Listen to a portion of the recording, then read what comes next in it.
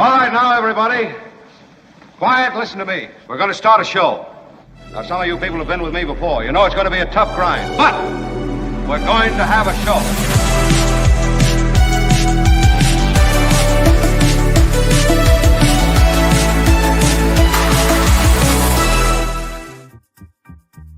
Good morning. Hello. It's the Mark Thompson Show, and it's not Mark Thompson. It's Michael Shore. I'm here with Kim McAllister. Albert is helping us out today. We're going to bring you a great show. There's tons to talk about. What's great about the Mark Thompson Show is you get to ask live the people that you're working with whether or not we're able to do something. President Biden is now speaking on one of our top stories. I believe he's speaking about the hostage deal and the ceasefire in the Middle East. If you haven't heard, a ceasefire has reportedly been struck between Hamas and Israel that is going to involve a full ceasefire as well as the release of Palestinian prisoners in Israel and the hostages that were taken on October 7th, 2023. This is all, in its genesis, I guess a good word to use when we're talking to, about Israel. But Albert, Kim, are we able to cut into the president? We'll see if Albert can find it, but I'm sure we can drop in if we can get the video up. Absolutely. Cheryl's watching it. She says, if anyone's listening to President Biden, I can't imagine him sounding any clearer and more together than he is today announcing the ceasefire. She said it's like a miracle.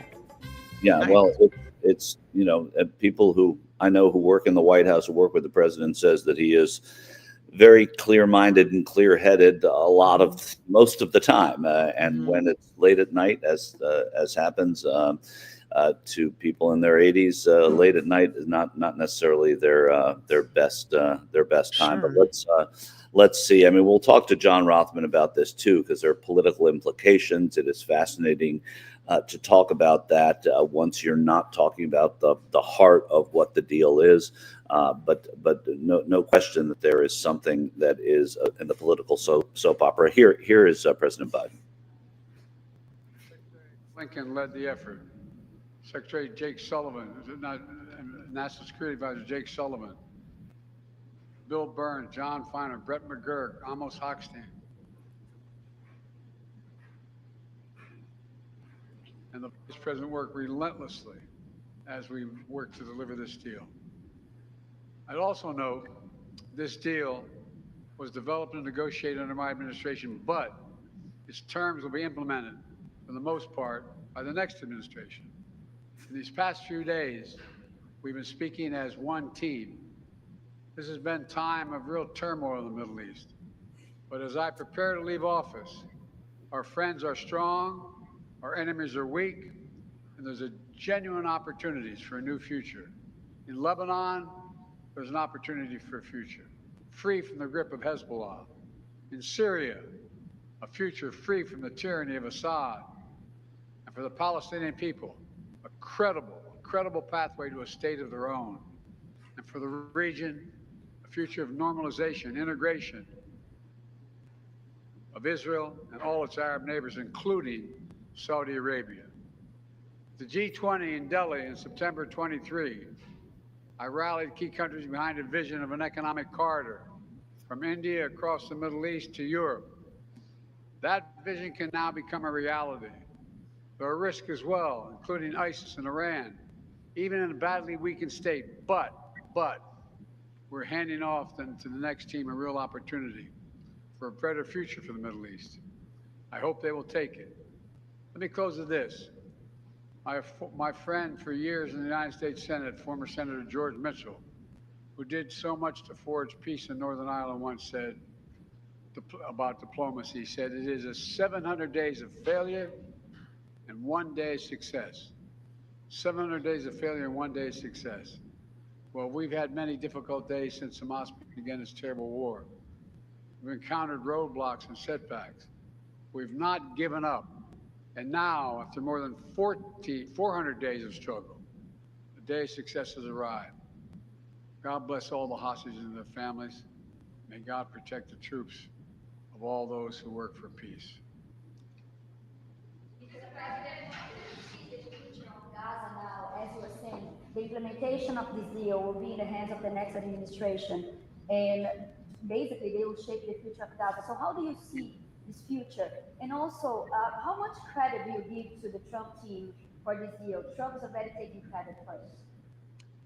Well, you know, this is the exact framework of the deal I proposed back in May. Exact.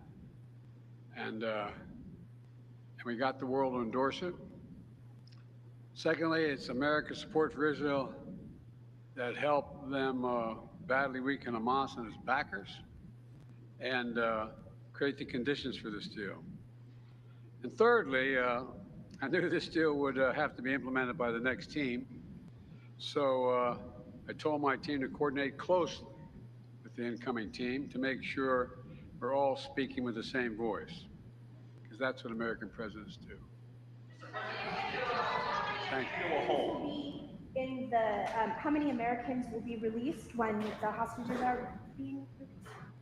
All the exact detail of how many people are being held, how many bodies will be returned, and less will all be forthcoming. All of it, all of it. Thank you. This deal will hold. I'm confident. Thank you. Who takes credit for this, Mr. President? You or Trump? Is that a joke?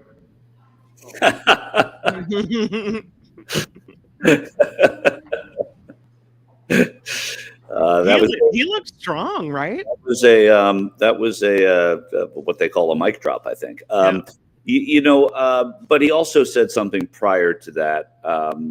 Again, we're covering that with President Biden just now, flanked by Secretary of State Antony Blinken and Vice President Harris, and on a day that is certainly a day that he should be in the administration, everyone involved in it should be proud of.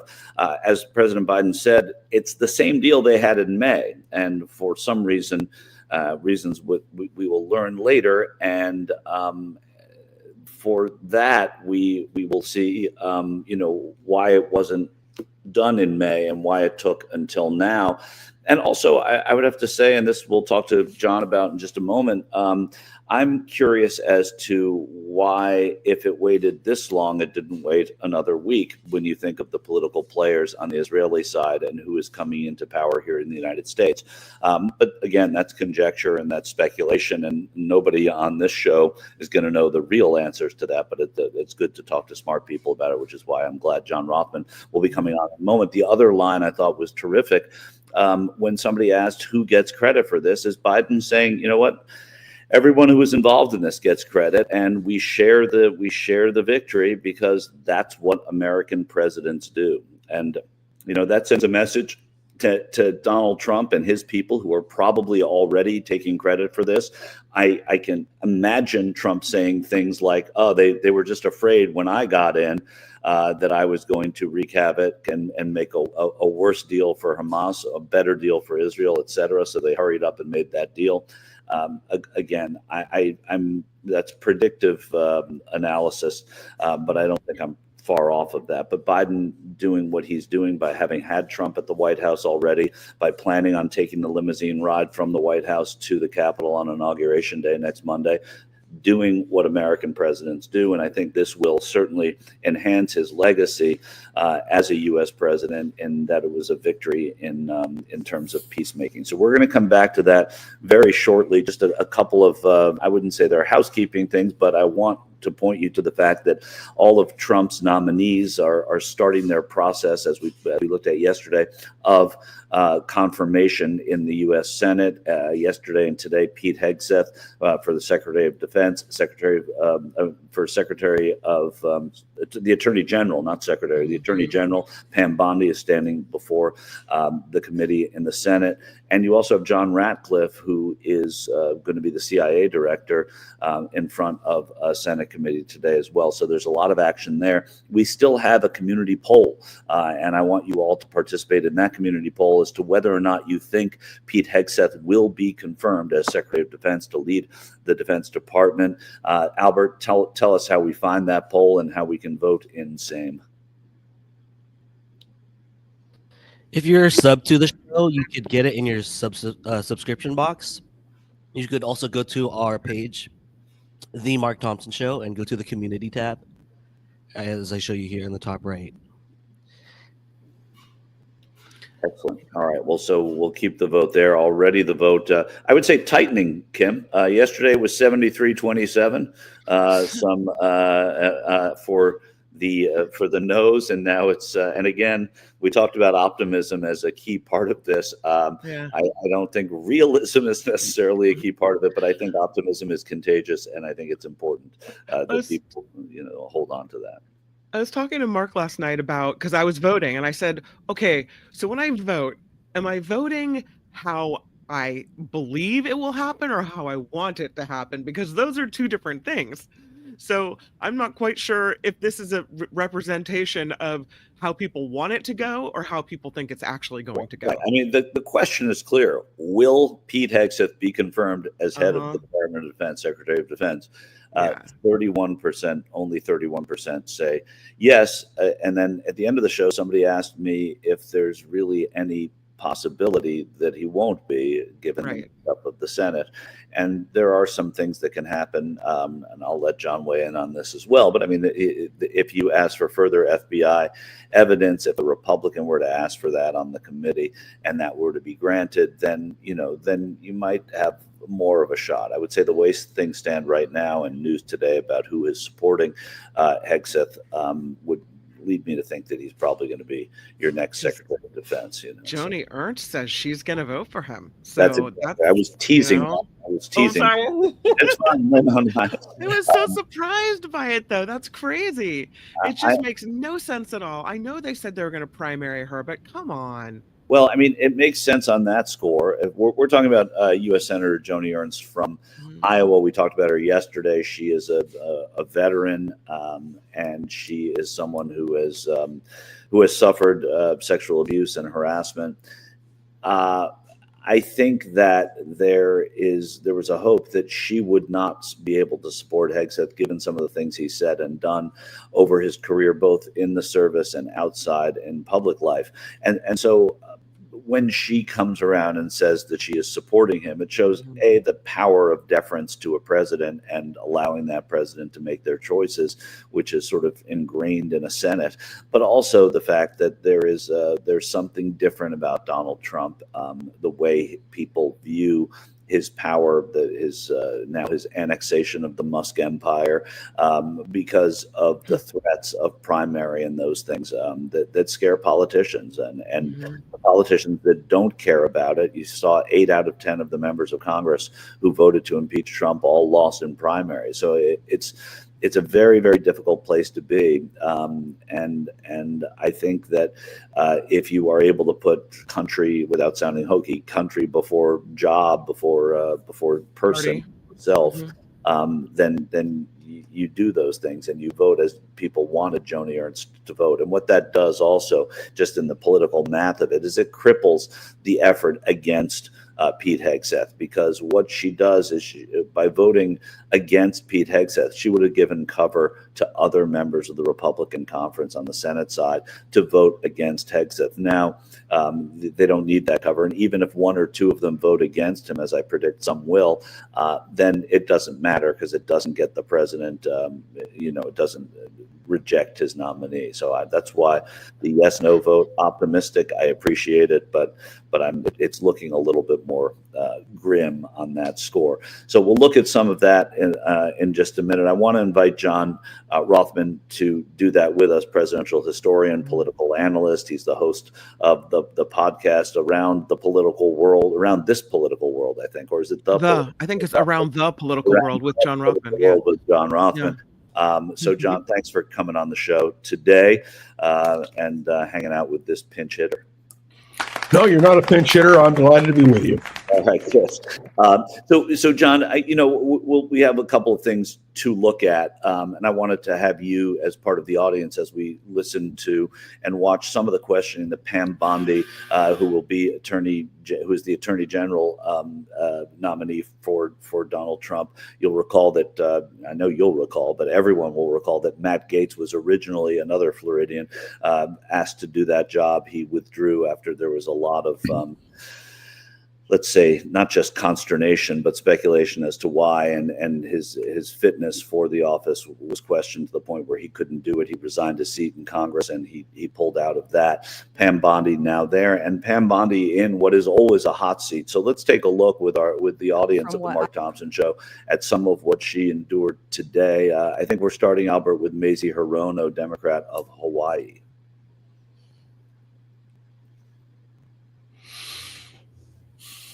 Give me one moment. I'm watching just the live. I need to switch to Hirono.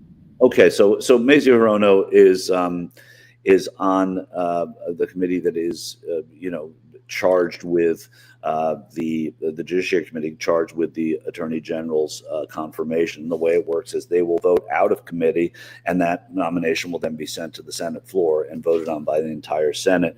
A lot of the questions about Bondi are the fact that she worked in the White House on the White House counsel staff during, I think it was the second impeachment. People saying that she is Trump's personal lawyer, that she is somebody who never accepted the results of the 2020 election, never was able to say that President Biden won that election. And the committee, of course, questioning her on that. Here's Senator Hirono, as Albert has brought up. I believe that you responded to a question from Senator Whitehouse, and let me get your response again. You said that the White House, if I'm putting words in your mouth, correct me. Oh, you said that the White House will play no role in investigative or charging decisions in the DOJ. Is that correct? Senator, what I said is that it is the Department of Justice's decision to determine what cases will be prosecuted. What role will the White House have in investigative or prosecutorial decisions of the DOJ? It is the Department of Justice's decision, Senator. So that sounds to me that you're saying that the White House will not have any kind of role. Meanwhile, though, you have an incoming president who said, I have the absolute right to do what I want to do with the Justice Department. And in fact, President-elect Trump considers the DOJ to be his law firm. I ask you this. If President-elect Trump suggests, or hints that you as Attorney General should investigate one of his proceedings, would you do so? Had you met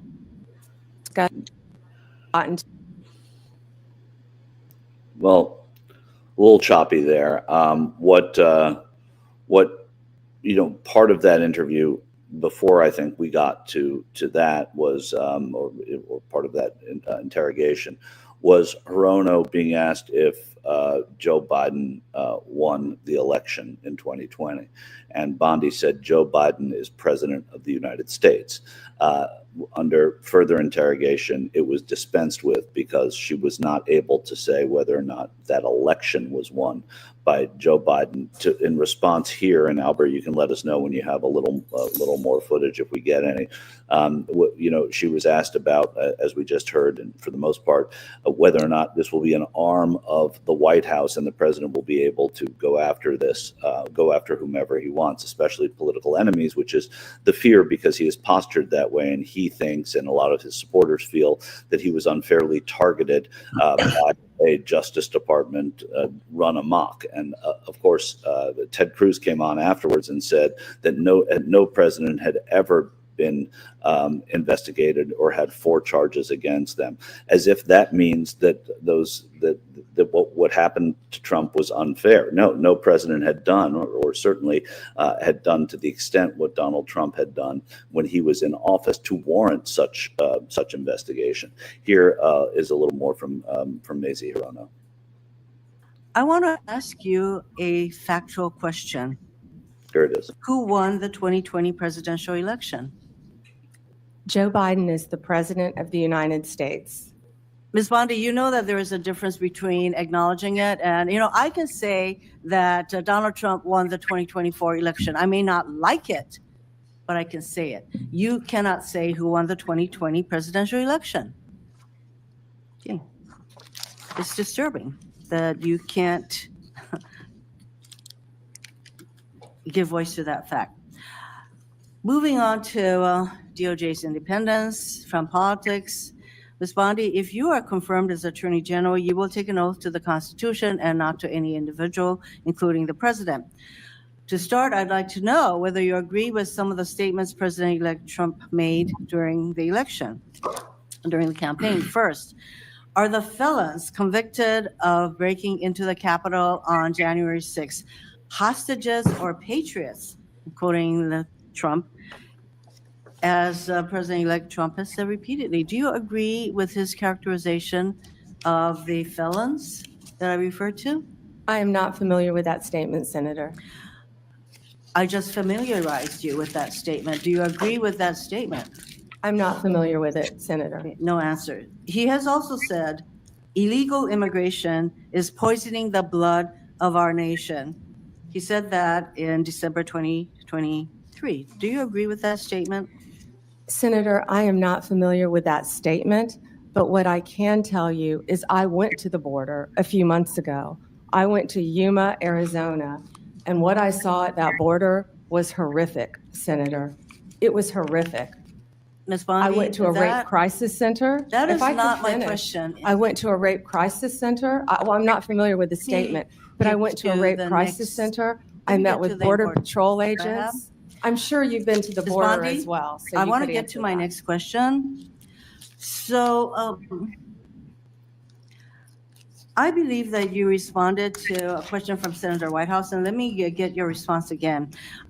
You said that the White I think I played this for you a little earlier. This clip right here. What's that? This just the yeah, next few that was that you played it. Yeah, that's right.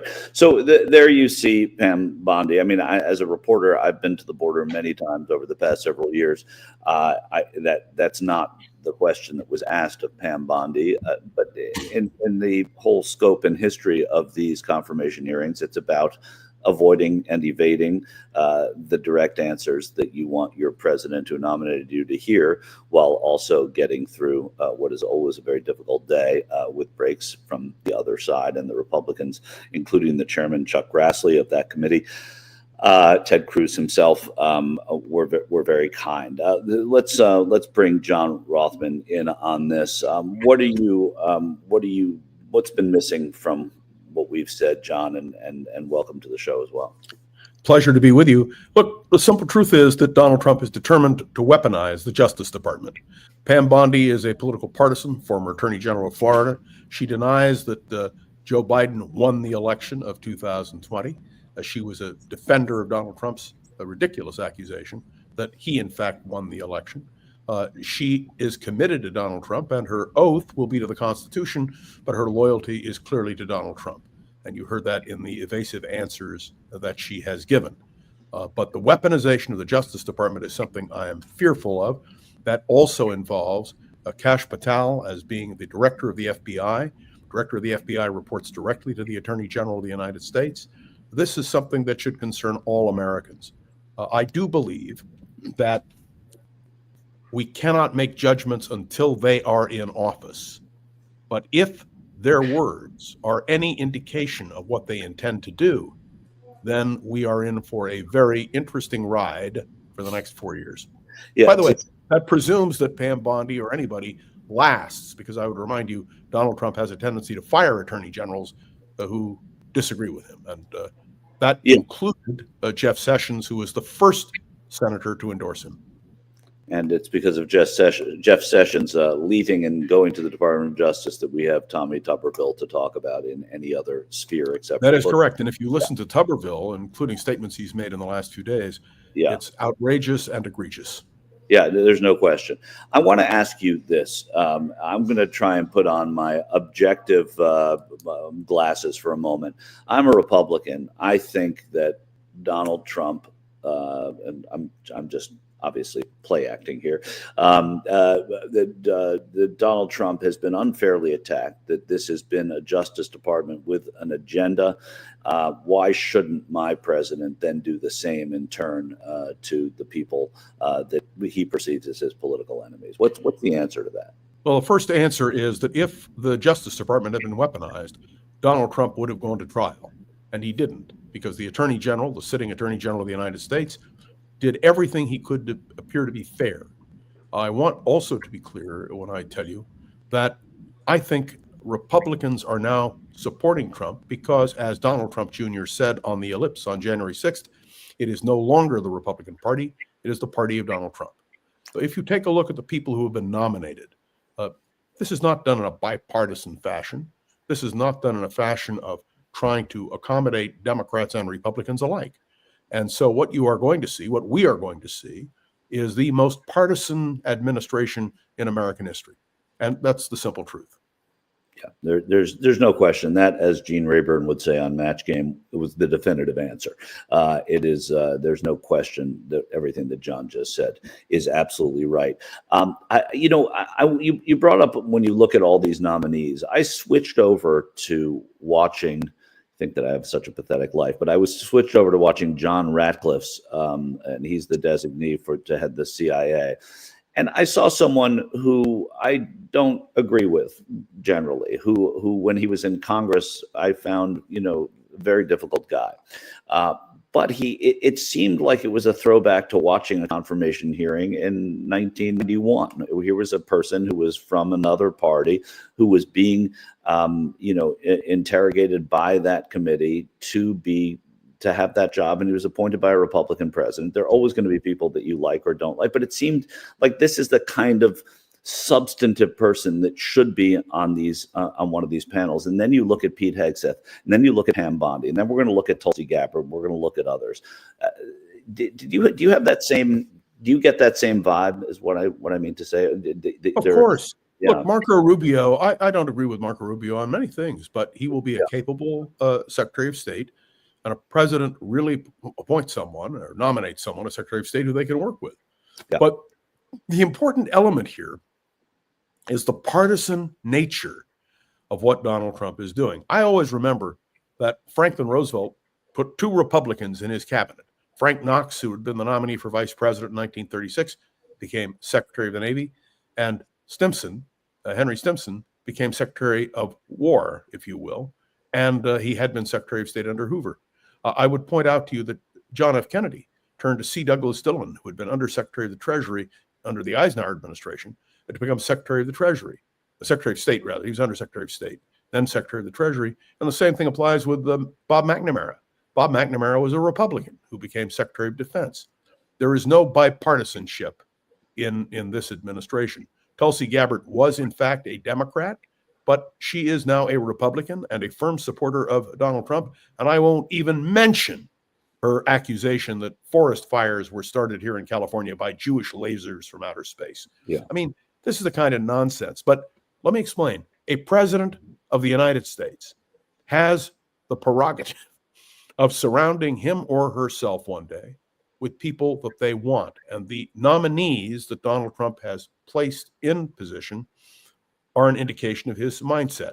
Let me remind everybody that Kamala Harris, had she taken the oath, would have offered a completely different cast of characters. But that is where we are today. Yeah, there's no question. Albert, let me ask you, we want to watch Alex Padilla as well. Alex Padilla is, and John, I should tell you, there is a poll, a community poll on the Mark Thompson show that shows. I saw it.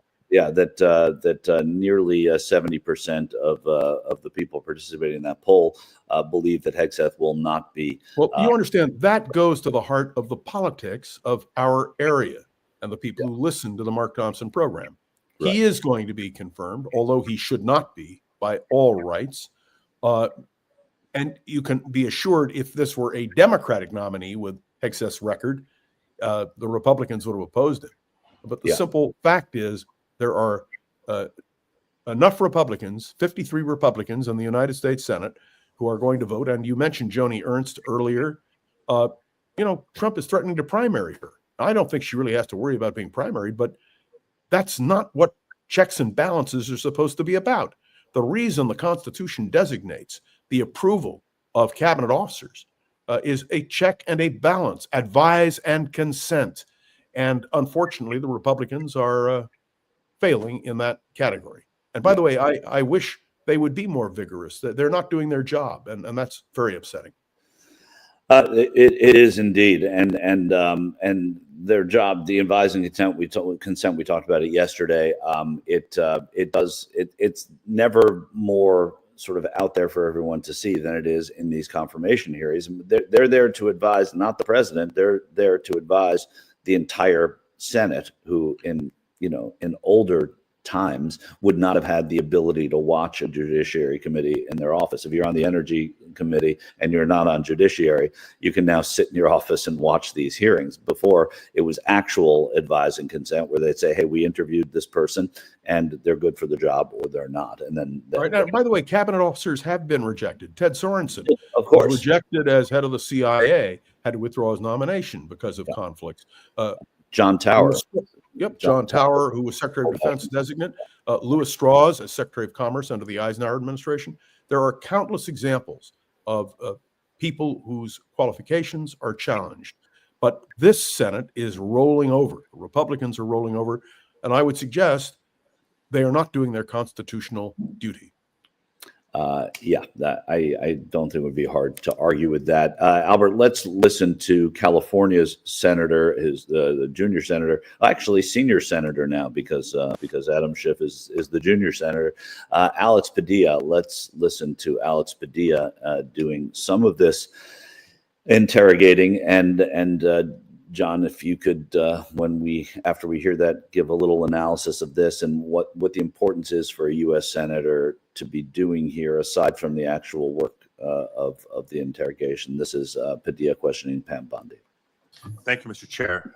Before I begin, I just want to remind us all for the record that the 34 convictions, not indictments, convictions of former President, incoming President Trump were by a jury of his peers.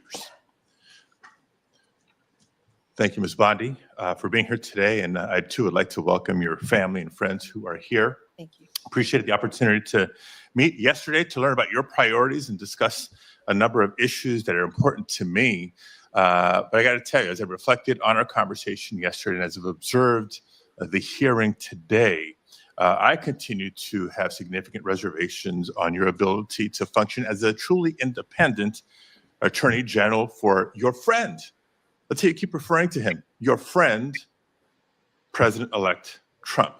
So I hope you can address some of these concerns through your responses to my questions here.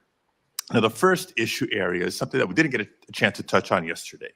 So I actually want to follow up on some of Senator Durbin's questions from earlier about the 2020 election. And to be specific, on the day after the 2020 presidential general election, you traveled to Philadelphia to appear alongside President Trump's then attorney, Rudy Giuliani. And together, you falsely asserted that President Trump had, quote, won Pennsylvania in that election. Now, I want to be clear, at that moment, there were still at least 1 million ballots left to be counted in Pennsylvania. Of course, President Biden went on to win the state by more than 80,000 votes. But in the following days, even after the results were clear, you continued to double down on the big lie, promoting falsehoods about election fraud and cheating without offering any actual evidence. And I remember it clearly because I served as California Secretary of State at the time, and I invited anybody associated with the Trump campaign who was making these claims to come forward with evidence of irregularities in the election or massive voter fraud. 4 years later, I still have seen none. So I ask you today, do you have any evidence of election fraud or irregularities in the 2020 election? So, First Senator. Yes or no? It's a yes or no question. First Senator. Do you have evidence, yes or no? First Senator. I'm so sorry about the fires to you and Senator Schiff and what you're going through in your states. I have to say that. I appreciate I think that. all My of our, clock is I'll ticking, answer and I your want to question. All hear of our your answer. hearts go out to everyone in California for what you're facing right now. I'm glad you asked the question about Pennsylvania. It's a yes or no question. I was Do hoping you have someone evidence, yes or would. no? Senator, I was hoping you'd ask the question. Do you have evidence, yes or no? I traveled to Pennsylvania. Do you have the I evidence, yes traveled, or no? Senator, to Pennsylvania. Okay, you're not answering my question. If you have no evidence to offer, let me ask you this. will you now retract your previous statements that Trump won Pennsylvania in the 2020 election? Yes or no? Oh, Senator, I traveled to Pennsylvania, and let me tell you what I saw firsthand. Yes or no? I didn't talk about California because I was not in California. I talked about yes or no. Last time I'm going to ask. I talked about Pennsylvania because Mr. Chair, I was there. I'm going to move on because she's clearly not answering my questions. And I want to know, colleagues, for everybody, members of the committee and everybody watching, that the attorney who stood beside Mr. Giuliani was making very similar statements. And he has since been disbarred from multiple jurisdictions for making these false claims about the 2020 election in court. And like Mr. Giuliani, as you've noted today, you've taken an oath to uphold the Constitution just as an attorney. And now you're asking us to consider you to serve as the chief law enforcement officer in our country. So it's imperative, Ms. Bondi, that you subscribe to facts and evidence and not politically convenient conspiracy theories. Your job will be, your job will be to protect voters and election workers, not to undermine and dox them. Now, I know that earlier you agreed that Joe Biden is in fact president, but many of the president-elect's inner circle continue to spread the big lie about the 2020 election. Then move on to a different topic. Senator, you were speaking. May I speak? You cut me off when I was speaking. When I ask you the next question, you can speak, and I hope you answer, Ms. Bondi. Well, I'd like to answer the previous one, Senator. When we met yesterday, you pointed your finger at me and you said did not you were seem speaking. to be familiar Let me answer my question. I'm not going to be bullied by you, Senator the 14th Padilla. Amendment of the United States of America, which was deeply disappointing. I guess you didn't want to hear my answer about today Pennsylvania. After I gave an opportunity to study overnight. So can you tell me and this committee what the citizenship clause of the 14th Amendment says? Senator, I'm here to answer your questions. I'm not here to do your homework and study for you. If I am confirmed as you're Attorney the one General, asking for a confirmation hey, vote, you ma'am. cut me off. Can I please finish? What does the 14th Amendment say? Senator, the 14th Amendment, we all know, addresses birthright citizenship. I've been a state prosecutor. I've been a state AG. I look forward to, even given your remarks today, working with you and the people of California if I am confirmed as the 87th Attorney General of the United States of America. I didn't take your homework assignment. I'm sorry. I was preparing for today. So on the 14th Amendment, now you've testified repeatedly to this committee that you will uphold the laws of this country and defend the Constitution of the United States. Do you believe birthright citizenship is the law of the land, and will you defend it regardless of a child born in the United States, regardless of their parents' immigration status? Senator, I will study birthright citizenship. I would love to meet with you regarding birthright citizenship. Can I answer the serve as the Attorney General of the United States, and you still need to study the 14th Amendment of the Constitution? That is not helping me have more confidence in your ability to do this job. One other immigration-related question, I'll steer clear of the Constitution I have one and the regarding law. that I'd like Senator to talk Hirona about. asked you earlier, but I don't think you answered her question. Can you please tell us, do you agree with the statement that immigrants are, quote, poisoning the blood of our country, yes or no? I did not say that. I did not say that you said that. I'm asking if you agree with it, yes or no. I did not say that. Do you agree with it, yes or no? My great-grandparents are immigrants. Do you agree with it, yes or no? They came here from Sicily Do you agree through with it, Ellis yes or Island no? when they were teenagers. Do you agree with it, yes or no? Senator, let me answer the question. Yes or no? It's My real simple. great-grandparents came here, immigrated to this country from Sicily, recently went and found each of their birth certificates. We are a nation made up of immigrants. Do I believe immigrants are poisoning our country? No, Senator. Thank you very much, Mr. Chair. I can't wait for the second round. That's a lot of mic drops today. Can't wait for the second round. So there you had it again, Alex Padilla questioning Pam Bondi. It's been a lot of this, John. I'll let you speak about it. We've got Israel to cover. We got Pete Hegseth to cover. But again, what are you seeing here in Pam Bondi? Well, you understand exactly what she'll do as Attorney General.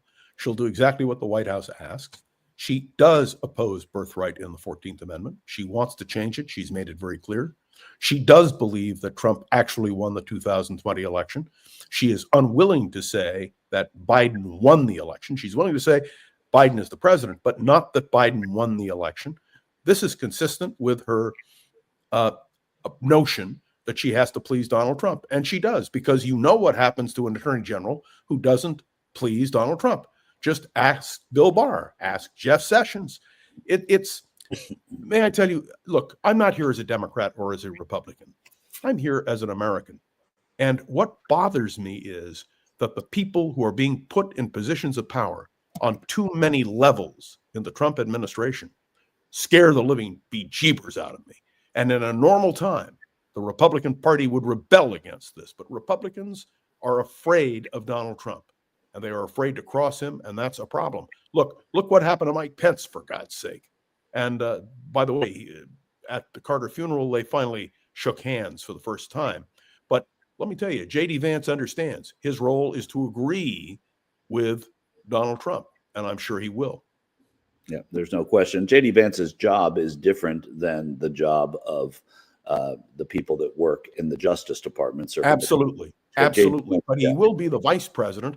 And if you take the precedent of history, he has a very good shot at becoming president of the United States. Of not so much recent history, it turns out, but yes. John. I disagree with you with all due respect. Richard Nixon, Lyndon Johnson, I would remind you, George H.W. Bush. Yeah. So there is, and Al Gore very nearly became. So, who is vice president matters. It's not, as the old story went by Thomas Riley Marshall, a mother who had two sons. One went to sea, the other became vice president, and neither one was ever heard from again.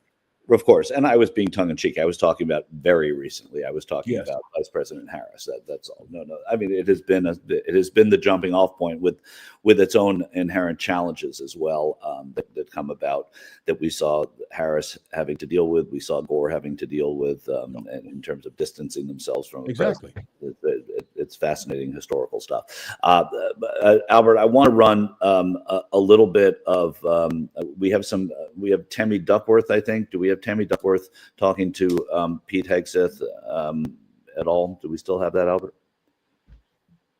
Let me cue that up real quick. Give me like 1 minute.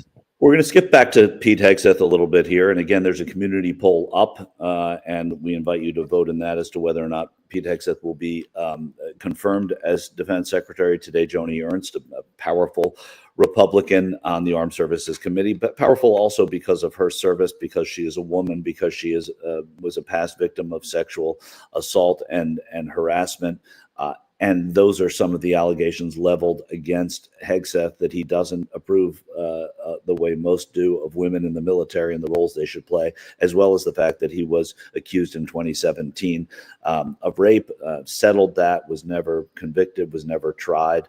But nonetheless, these things have crept up on him a little bit. And so Joni Ernst supporting Hegseth is important. Here is Tammy Duckworth, herself a Purple Heart recipient, lost 2 legs and the use of her right arm in Iraq. She's a U.S. Senator from the state of Illinois.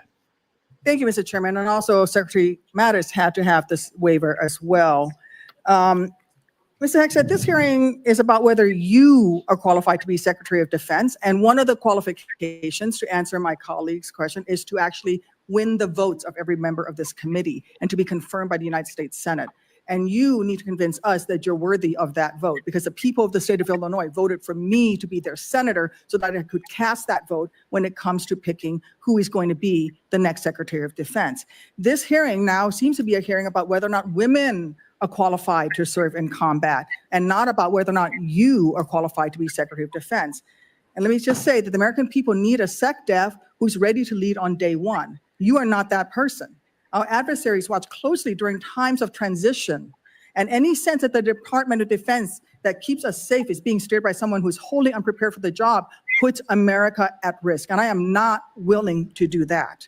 With that in mind, Mr. Hegseth, I want you to try to explain to the American people, this committee, who have to vote for you, and to our troops who are deployed around the world, why you are qualified to lead the Department of Defense. We already know that you've only led as large as a 200-person organization. We already know that you so badly mangled a budget that after you left, they had to bring in a forensic accountant to figure out what went wrong. And that the largest budget you ever managed was about $18 billion.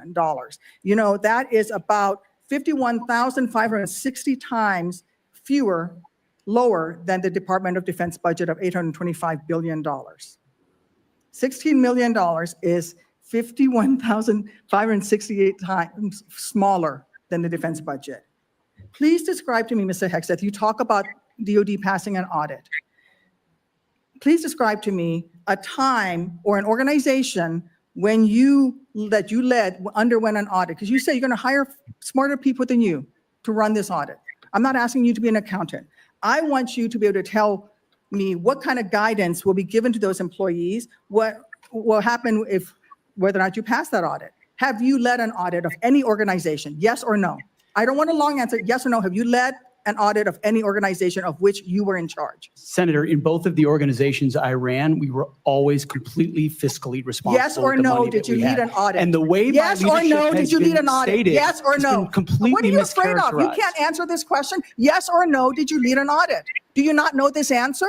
Senator, every part of my leadership of these organizations has been misrepresented. I will take that as a no. What were the findings? Though there were no findings because you've never led an audit. What guidance did you give the auditors? None, because you've never led an audit. Nobody expects you to be an accountant, Mr. Hegseth. What we expect is for you to understand the complexity of this Pentagon budget process that is absolutely necessary to outfit our warfighters. Look, the Secretary of Defense is required to make quick decisions every single day that, well, with high-level information that's being provided for them. A Secretary of Defense has to have breadth and depth of knowledge. Right now, I am concerned that you have neither. Mr. Hegseth, what is the highest level of international negotiations that you have engaged, that you have led in? Because the Secretary of Defense does lead international security negotiations. There are three main ones that the Secretary of Defense leads and signs. Can you name at least one of them? Could you repeat the question, Senator? Sure. What is the highest level of international security agreement that you have led? And can you name some that the Secretary of Defense would lead? There's three main ones. Do you know? I have not been involved in international security arrangements because I have not been in government other than serving in the military. So my job has been to no. The answer is no. Can you name one of the three main ones that the Secretary of Defense talking about defense signs? arrangements. I mean, NATO might be one that you're referring to. Status of Forces Agreement would be one of them. Status of Forces Agreement. I've been a part of teaching about Status of Forces Agreements. But you don't remember to mention it? You're not qualified, Mr. Hegseth. You're not qualified. You talk about repairing our defense industrial complex. You're not qualified to that. You could do acquisition and cross-servicing agreements, which essentially are security agreements. You can't even mention that. You've done none of those. You talked about the Indo-Pacific a little bit, and I'm glad that you mentioned it. Can you name the importance of at least one of the nations in the ASEAN, and what type of agreement we have with at least one of those nations? And how many nations are in ASEAN, by the way? I couldn't tell you the exact amount of nations in that, but I know we have allies in South Korea and Japan and in AUKUS with Australia, and trying to work on submarines with them. Mr. Hegseth, none of those countries are in ASEAN. Across. None of those three countries that you've mentioned are in ASEAN. I suggest you do a little homework before you prepare for these types of negotiations. Listen, Mr. Hegseth, we ask our troops to go into harm's way all the time. We ask them to go into harm's way. And this behind me is a copy of the Soldier's Creed, a copy that usually hangs over my desk here in the Senate, and you should be familiar with it. It's the same copy that hung over my desk at Walter Reed every single day that I woke up and fought my way back because I wanted to go back and serve next to my buddies who'd saved my life. This same copy, these words are repeated over and over and over again. And let me read out two things to you, two sentences. I will always place the mission first, and I am disciplined, physically and mentally tough, trained and proficient in my warrior task. Mr. Hegseth, our troops follow these words every single day, and they man up and they pack their rucksacks and they go to war. And they deserve a leader who can lead them, not a leader who wants to lower the standards for himself or raising the standards for other people. And by the way, our troops already meet the standards. We ask troops to man that ship, fight that fire, fly that helicopter until their very last breath. And they do that every single day. They cannot be led by someone who's not competent to do the job. How can we ask these warriors to train and perform the absolute highest standards when you are asking us to lower the standards to make you the Secretary of Defense simply because you are buddies with our president-elect? And by the way, he has filed for bankruptcy 6 times. I'm not quite sure he's the kind of CEO you want to refer to as a successful businessman. Let me make it clear. You can't seem to grasp that there is no U.S. military as we know it without the incredible women that we serve. They've earned their place in their units. You have not earned your place as Secretary of Defense. You say you care about keeping our armed forces strong and that you like that our armed forces are meritocracy, then let's not lower the standards for you. You, sir, are a no-go at this station. Well, there you have it. I can't add very much more to what Senator Duckworth said. John, I'll leave that to you a little bit. Well, the issue is not the answers. The question is the Republicans in the United States Senate. If this nominee had been put forward by a Democrat rather than a Republican, the Republicans would have unanimously opposed that confirmation. I just point that out because what we are entering now is not a period of anything more or less than partisanship on every level, whether it's Pam Bondi, whether it's the nominee for Secretary of Defense, well, you name it. And so that is what will make this administration unique in our history. I have never, in my political experience, and I'm a scholar of the American presidency, never have I seen this kind of division and this kind of arrogance by an administration which is determined to have its way no matter what. That's not the way we should work. The whole point of the United States Senate, of the advise and consent, is to build consensus so that, as is the norm in most years, cabinet nominees sail right through. This is not the case in this administration. That does not bring America together. It makes it more divisive. Yeah, there's no question. When you see Tammy Duckworth, a veteran, Joni Ernst, a veteran, both women, and this testimony here must have made Joni Ernst, or maybe it didn't, but it ought to have made Joni Ernst feel very, I'm very sure small. It makes her uncomfortable. But let me point out to you that if you're going to be threatened with being primaried by Donald Trump, you worry about it because you want to keep your job. What's the first obligation of every politician? To get reelected. Get reelected and fundraise. I don't know the rules of the game here. I'd love to keep John and talk to him, Kim. I would, if I may not interrupt you. I do want to talk for a moment about the Middle East agreement. That's what I'm saying. So, in terms of time, can we just run right through noon and talk to John about what's happening in the Middle East, or do we need to take a break for a minute? Absolutely. Let's rock on. Mm-hmm. All right, we will indeed rock on then. And just a point about everything we've just seen and what John's just told us about these hearings.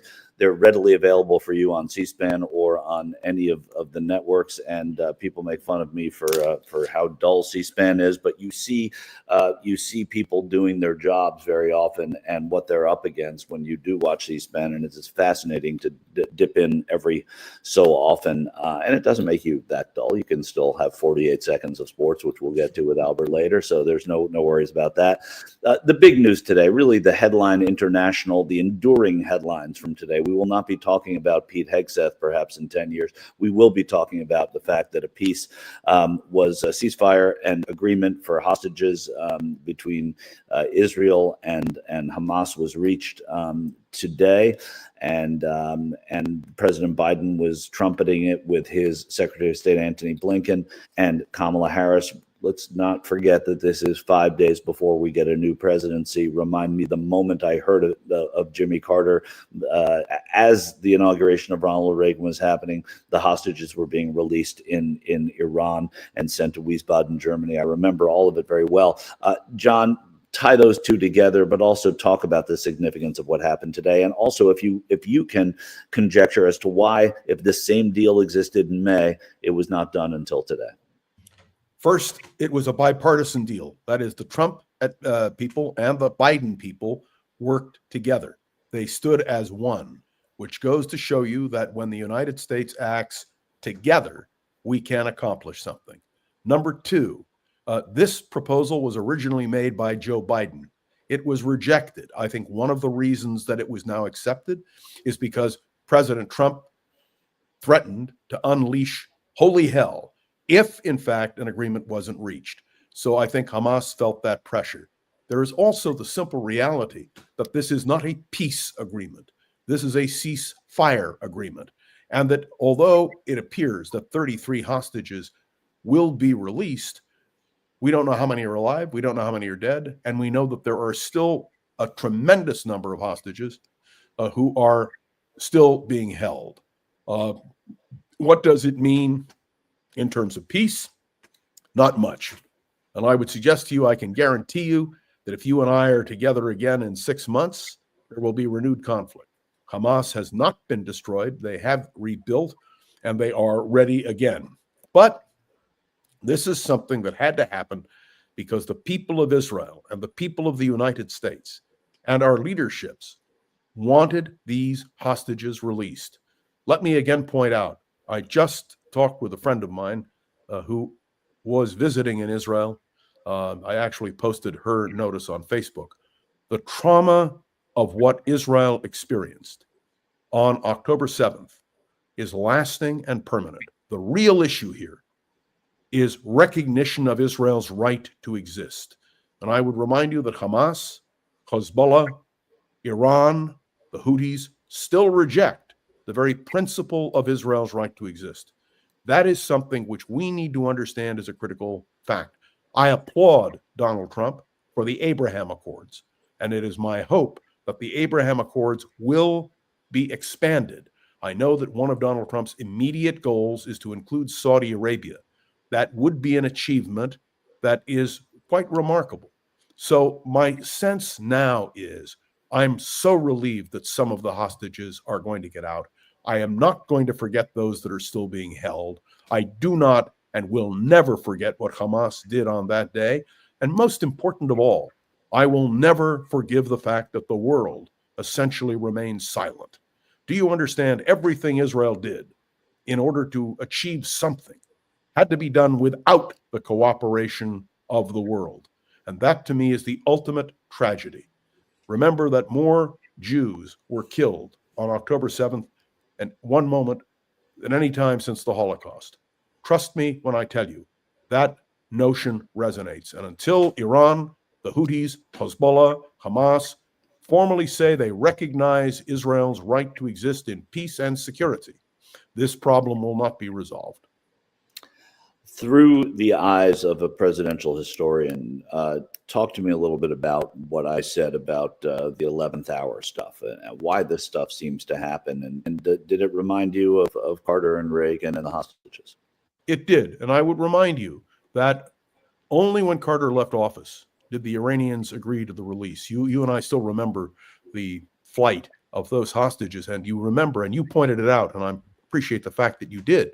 You pointed out that President Reagan immediately dispatched former President Jimmy Carter to welcome those hostages in Germany. It was important. But I also want to draw another distinction.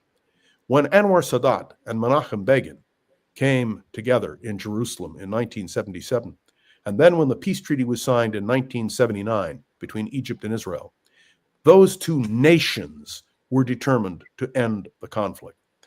What we now have are terrorists, and I mean Hezbollah, Hamas, Houthis, Iran. They're not interested in peace. They are interested in erasing Israel from the map. And that is what concerns the Israelis. Although, as soon as these 33, those living and unfortunately those whose bodies will be returned, are released, there will be a general rejoicing in Israel. But understand, this is an ongoing conflict. It will not end soon. And as long as radical Islam is able to rear its ugly head, we are going to have this problem. And it's not just, by the way, Israelis. The security of Jews around the world is now in jeopardy.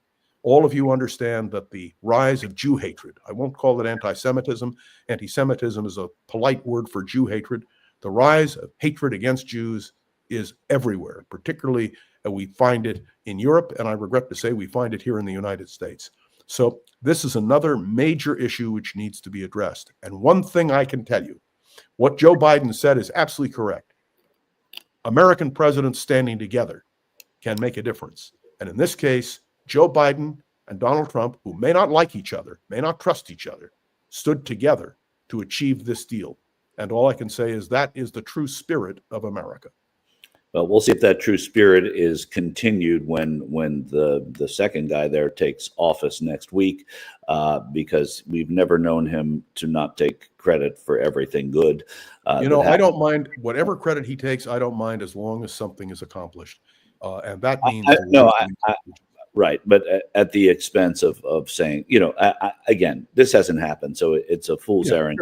And by the way, Benjamin Netanyahu, just when I came on, Netanyahu's office said they are not able to confirm it.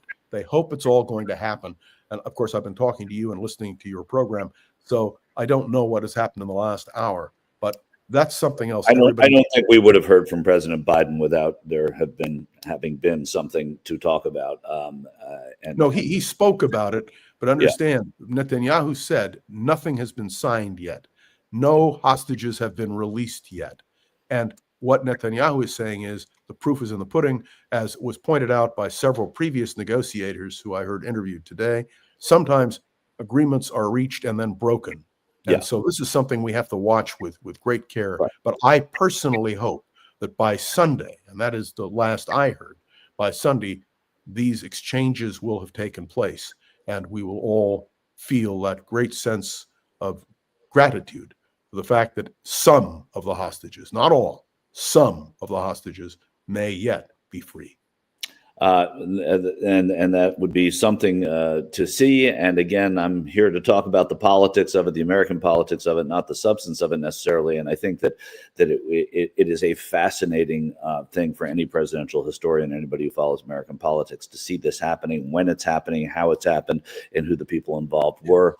And then we will see what happens going forward. John Rothmann, the podcast is Around the Political World with John Rothmann. We thank you for your time here on the Mark Thompson Show. Thanks for coming in and watching some C-SPAN with us and talking about it as well. Thank you for having me. Always a pleasure, and I'll see you soon. All right. Take care, John. So we are we now move on the Mark Thompson Show and talk. We haven't talked about the fires at all, and I am in Los Angeles, and there's no easy segue from world history to a local national story that is impacting so many of the people that I know and care for, as well as the community that I now live in.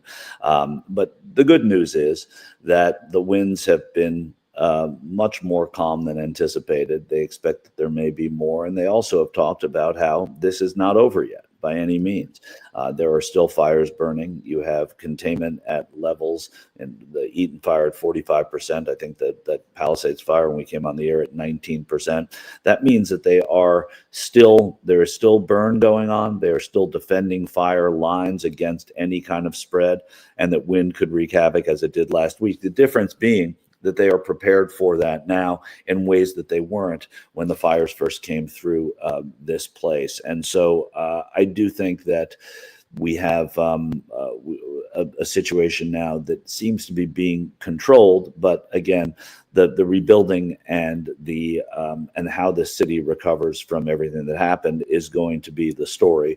It's going to be how both people are judged, the area is judged, what changes are made, both environmentally, construction, the kind of insurance is going to be something we're hearing about for a very long time. People unable to get insurance before these fires. Imagine what getting insured in California is going to be like after these fires, especially in places that are hazardous, Ken. Probably through the whole state. As a matter of fact, Michael Schur, I had a discussion with my husband last night, and he said, listen, we should think about moving out of California. And I said, I'm not moving out of California. I grew up here. My whole family's here. Why in the world would I ever leave? And he said this. He said, well, think about this. Most of the money that we have is tied up in our house.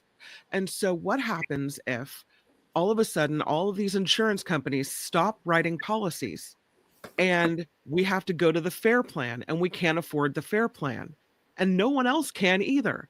And so all of a sudden people start moving out of California, home prices plummet. Should we get out of California, as he's catastrophizing this whole scenario, before something like this happens? And I can see the path that he's thinking might occur, although maybe it's a little severe. But what does happen if we can't get insurance in California and our mortgages depend on it? What does happen if we see a mass exodus because we can't handle wildfires correctly? Yeah, I'm going to, I mean, what your husband's saying is true. This isn't just Trump one, we're moving to Panama, right? This is happening to us in our living rooms and bedrooms and kitchens. This is the kind of thing that is affecting every Californian and will, like I said, the threat of non-insurance, and not just the threat, the action of non-insurance was happening before these fires happened. They were saying this is an uninsurable part of the world. Yes. I don't know that it's statewide. I don't know that it's inland California. I don't know, that other cities aren't doing it. I know personally, autobiographically, I am in the middle of having to get new insurance. And I do have a mortgage, and it's a significant amount of the worth of the value of my house, significant enough that the mortgage companies, I've learned through this process, are now getting insurance themselves, so they insure their portion of my house. Really? Other people's houses. But if my house were to burn, they would be able to get insurance for that mortgage, but I wouldn't be able to. Now, again, this is all in flux right now, and these are things that they're working on.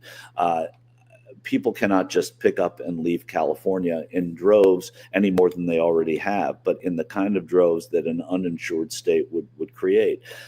There's going to have to be some kind of resolution to that. The insurance companies themselves get reinsured. That's a whole industry. The reinsurance business is a huge industry, a massive industry. The mortgage companies and the banks get insurance on the money that they lend, regardless of the house. And so as people are getting, notices of non-renewal, the state is saying, well, there's going to be a moratorium on those non-renewals, and depends on the zip code and depends on where it is. So people have to really stay on top of this and look into this. But insurance is going to be, like you said, Kim, and like your husband said, it's going to be the conversation that everybody is going to be having in the coming months and year. And it's devastating on a lot of, in a lot of ways. And like you said, people's whole savings are in their homes, right? Exactly. I'm going to sell my home and I'm going to move to a smaller place, or I'm going to move to a different state or a different country. And that's going to be my retirement, my nut, right? That's the American dream in essence, to a degree. And that is being taken away by insurance companies. So insurance is not just health insurance now, it is home insurance. And it is crippling to so many people right now. And I know that, Eileen asks, where would you go?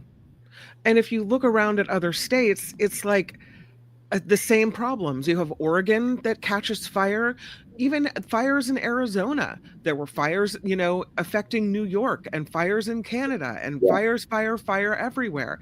And then you look at Florida and the East Coast, and they have hurricanes and massive flooding.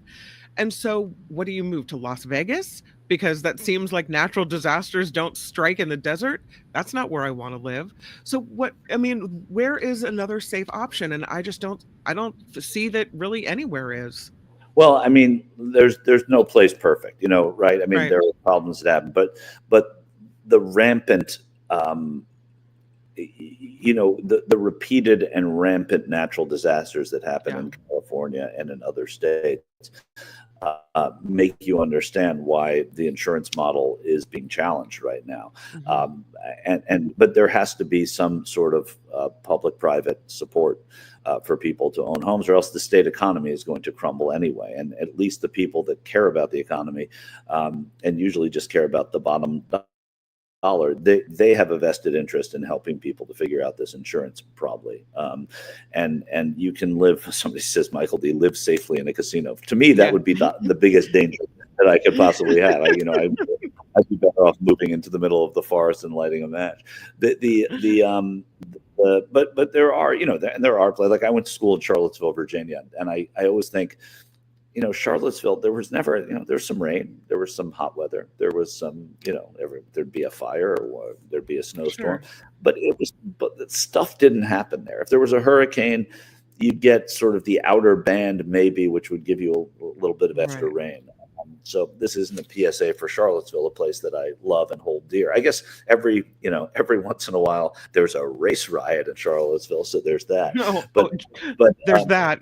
Red state, Well, no, God forbid something should happen to my daughter and she needs reproductive care. God forbid. Charlottesville, a blue state with a red governor. Yeah, Virginia is a blue state. But regardless, it's and I'm just kind of making fun. But there is some good that comes out of disaster. There's always panic, and some of the good will be that I think now will look at building in fire areas. We'll look at preparedness for fires like this, even though this was the perfect storm.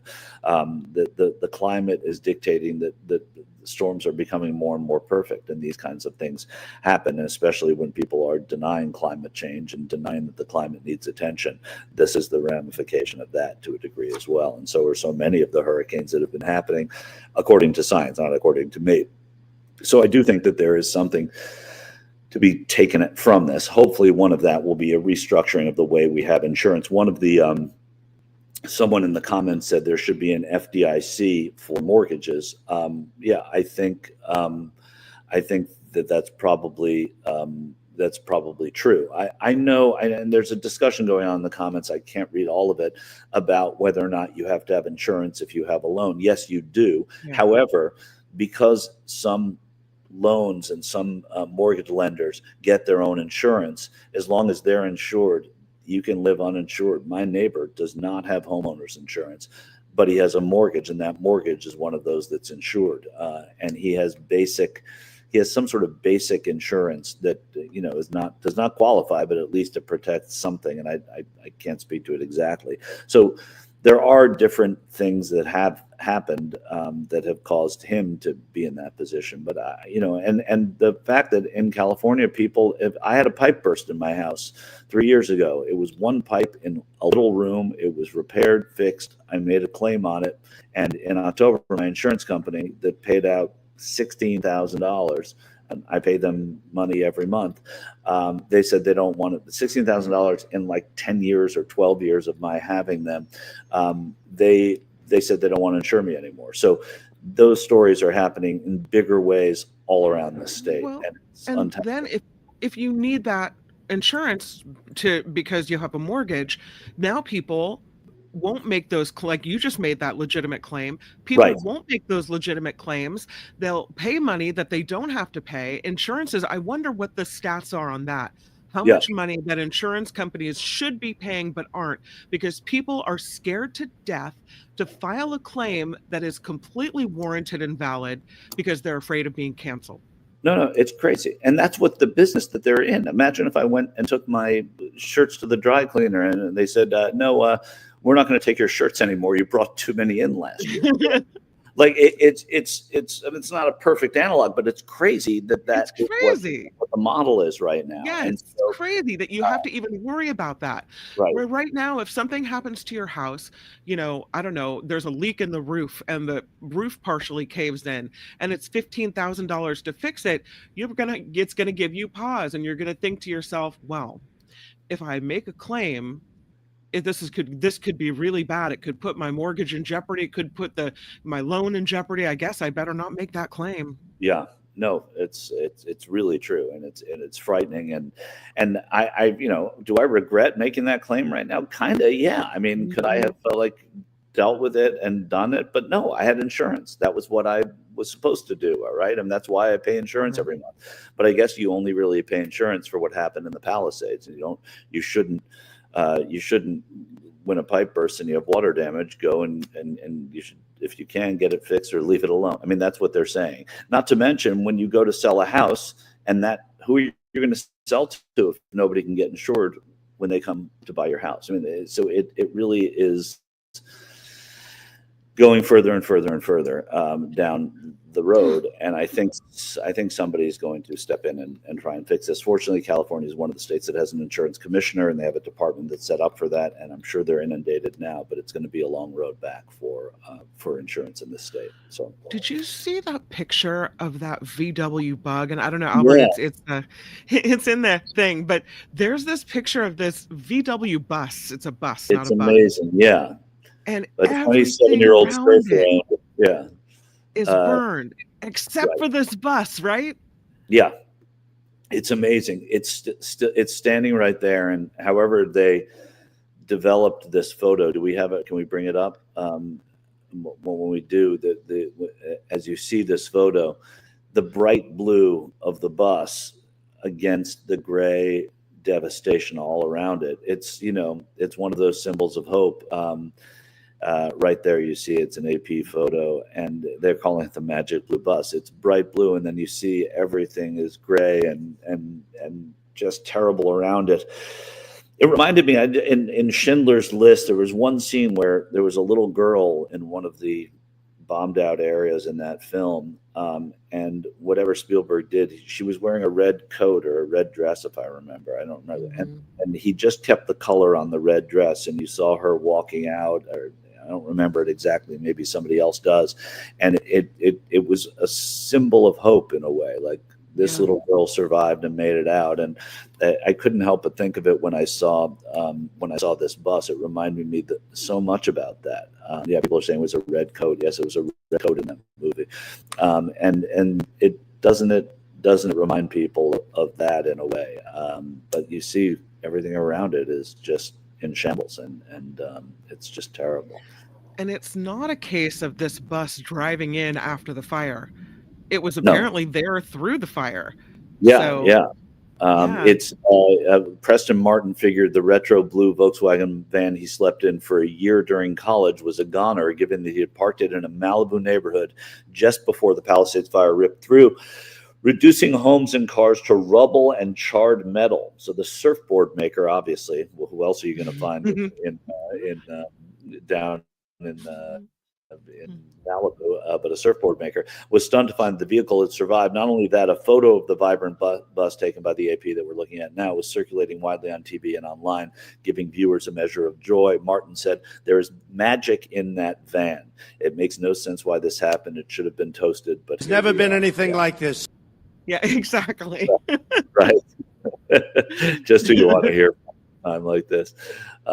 And so let's see what we can find here about it's this. Just cool. Yeah.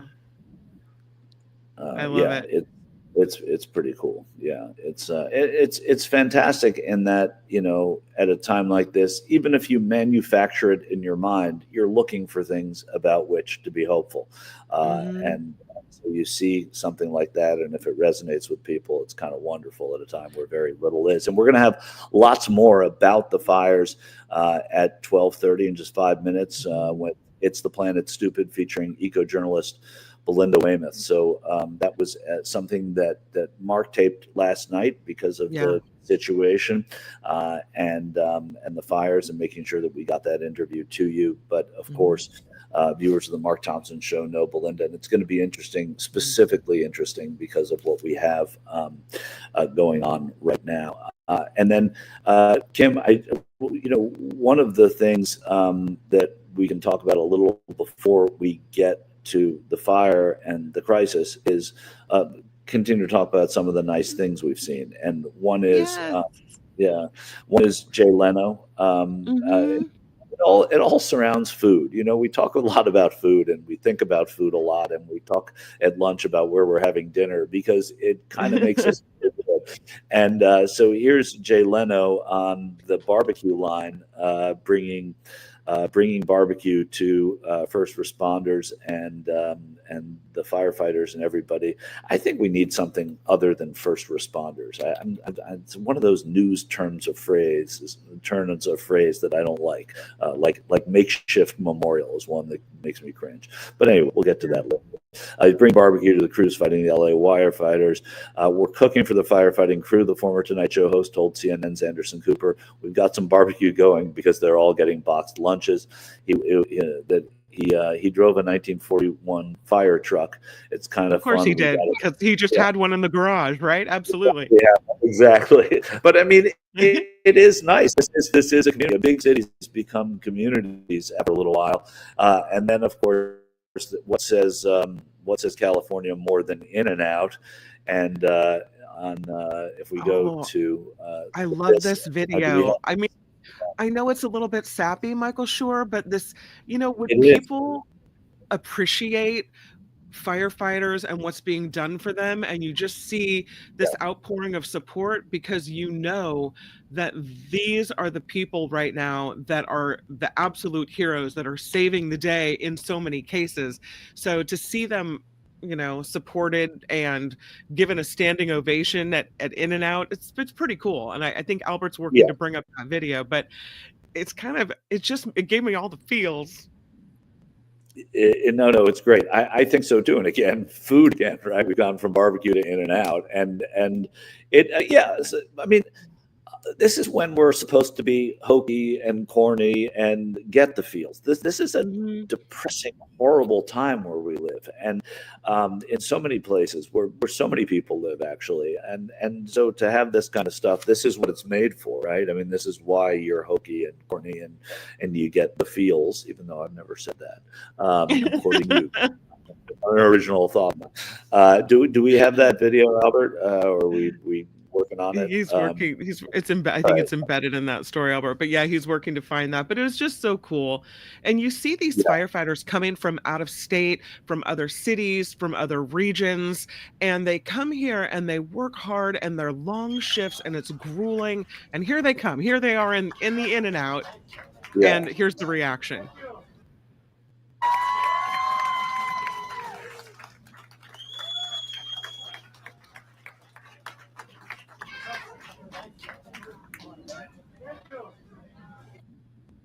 That's a good moment. A spontaneous innovation. And one of the things that In-N-Out said they're doing is they're giving free meals to firefighters and, as you say, first responders. So of course they would, the guys that go to In-N-Out there, the not guys, but men and women would go to In-N-Out. The advantage of that is they have a few minutes off from fighting these fires. Yeah, no, exactly. Somebody writing in about the thousands of prison firefighters making $5.80 a day. No applause for them. I don't know that they're not getting applauded either. These are just 6 firefighters that we happen to see getting applause, and it's a feel-good story nonetheless. And hopefully, everyone who's doing responding to these fires, whether they're made to or they're volunteering to, they deserve. There will be real reception. They will be well received, and again, you can't make everybody happy all the time, but one little story like that I think is heartening. And I take Hobnob's point as well, but I have to say that I think that if the prisoners were allowed to stand in line at In-N-Out, they would have received the same type of response. Yeah, that's what I really. We don't. They're not getting applauded. Somebody just happened to roll on that they're not getting applauded, and likely their service in these fires will lead to some kind of betterment of their situation and the way that prison firefighters are used and recognized. And so again, reform is going to happen everywhere. And you know, Trevor says, if I saw a firefighter in a restaurant, there's no way they would be paying for their meal. Yeah, I think they're going to be eating free for a little while in a lot of places, which is always nice as well. We've got time, I think, Albert, 48 seconds of sports, and then we're going to go from talking about the feel-good parts of the fire to the climate and what Mark was able to talk with Belinda about. But Albert, is your mic hot now? I am here. Yes. All right. You were not here yesterday. Tony and Kim and I decided we'd move from 47 to 48 seconds of sports because 47 now the number associated with the incoming president, and we thought we'd move to 48. So optimism and fun, and gives us a little more to talk. Gives us a little more to talk about. What do you think of the football this weekend? I thought terrible games except for the last one, which was the Washington game, which I thought was close and exciting. Terrible games. I think the NFL is very top heavy right now. Like the very good teams are very good. The teams that kind of had good records that snuck in prove that they kind of didn't belong. But I mean, I guess your record shows that you should be in the playoffs. But yeah, I think it was only fun for those of you who are fans of those teams. Like if you're a Bills fan, if you're a Ravens fan, you're feeling good. You're feeling good going to the rest of the playoffs. No question. I mean, I think I feel depressed if I'm a Vikings fan and confused because they did look better all year than they looked the other day. I thought they would sort of show up better. I thought Tampa might have showed up better. But yeah, I think you're absolutely right. I think that's where things are. I was in Vegas and I went to a Rangers Golden Knights game, which was spectacularly fun. I don't know if you've ever been to a game in Vegas. Go. No, I'm a Sharks fan. We're very. It's not really a rivalry right now, but used to be rivals with the Golden Knights. And I did watch the Golden Knights kick her ass, but yeah. It's a cool place to see a game. I'm not a Golden Knights fan either, but and also if you move into a casino, like somebody suggested earlier, you're close to the game, and then the Sharks sort of skidding again, I think, but giving people skidding a big win against the Red Wings, 6 goals. So 6 goals last night. Yep. I like progress, and I like a high draft pick next year at the same time, and I'm getting both of those probably. Yeah, I think as a Sharks fan, you've got to be excited. I mean, they're showing that they've got the makings of it, and we'll see what happens with Georgiev, but I think he's a good goalie as a Rangers fan. We have Askarov, who's like the number one goalie. Of course, yeah, he's the one. He's in the wings. So Brian, feeling good. What's that, Brian? Feeling good. Sharks won, and a $10 donation in the chat from Brian Vio. So I think I'm pronouncing that right. So that's probably 48 seconds. We're done with sports. How about that? And with that, I think we will we'll throw to. There's a guy who helps us out on the show. His name is Mark Thompson, and last night we sent him to do an interview with Belinda Waymouth, who is our climate expert. It's the planet stupid or something. What's it called, Kim? What's It's the planet stupid. Oh, it's the planet. Stupid, right? I didn't do it well enough, but Mark was kind enough to stand in and do this interview last night, and here it is now for your viewing pleasure, and I'm sure it's going to be quite interesting. I'm seeing it for the first time as well. The planet Earth. Some call me nature. I am very passionate about the planet Earth. A living, breathing planet capable of sustaining whatever life forms we see fit to deposit on it. Spock, judging by the pollution content of the atmosphere, I believe we have arrived. It's the planet stupid. No. It's the planet stupid. Our guide for It's the Planet Stupid eco-journalist, Belinda Waymouth. Hi, Belinda. Hi, everybody. How are we? The planet is sending us the most grim of messages. Yeah, and we find ourselves in a California that is beset by unprecedented fires and Santa Ana winds. I want to get to how unprecedented and how remarkable through the decades the growth of some of these winds has become, how much more supercharged, if I can use that word, they are. But before I get to that, there are a lot of questions. We've been talking about it on the show, the origins of at least one of these huge fires, the Palisades fire that, engulfed the Palisades, eliminated an entire community, moved up the coast to Malibu, and eliminated so much of that community, on both sides of the Pacific Coast Highway. And one of the theories that I felt was absurd is apparently not absurd at all. No. It's the theory that there were fireworks on New Year's Eve along a trail, and that embers from those fireworks 6 days later could be reanimated essentially by these winds and actually cause these fires. Is that, you're telling me that really does track that? Yeah.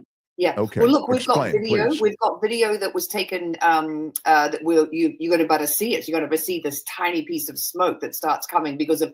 I mean, we had to have the winds. It would not have happened without the winds. But so you can see that little in the video goes. See, it's just a tiny bit of smoke. So that's up on the trailhead going up to Skull Rock. To Topanga Canyon. Right. Temescal Trail. Right. Yeah. So the Temescal Trail. So what happened was New Year's Eve, there were revelers up there. They decided it was okay to let off fireworks, even though, dry as a bone and fuel and kindling everywhere. And they did it. And guess what? There was a fire. The fire burned 8 acres. It took the fire department almost 3 hours of bringing up buckets, the planes full of water to put it out. They eventually put it out on January 1st at 4:20 a.m. Now, what happens is you can put out the 8 acres. It all looks fine. there can be embers that are either in the ground, they can be inside a piece of wood that looks like it's, sodden with water and the fire is out. And those can have what's called a reignition event. Now, fire departments know about it. They know about this in Hawaii, in Colorado. That fire that we just had in Hawaii, that, they put the fire out and then they left and then it got reignited. Well, this is what they believe happened up here.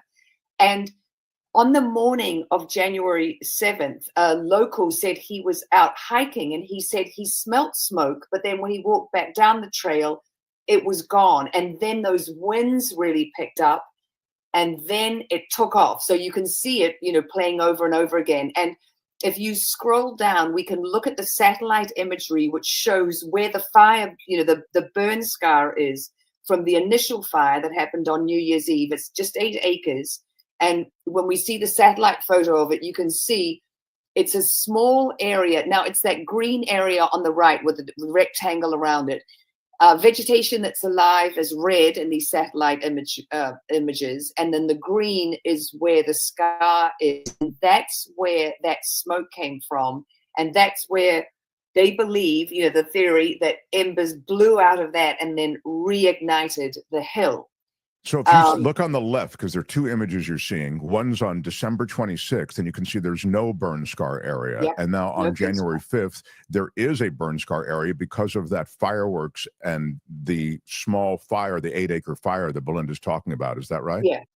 Okay. Yeah. And so what there is up there, there's police tape all around it. There are broken beer bottles up there. There are logs that they had obviously built a bonfire with.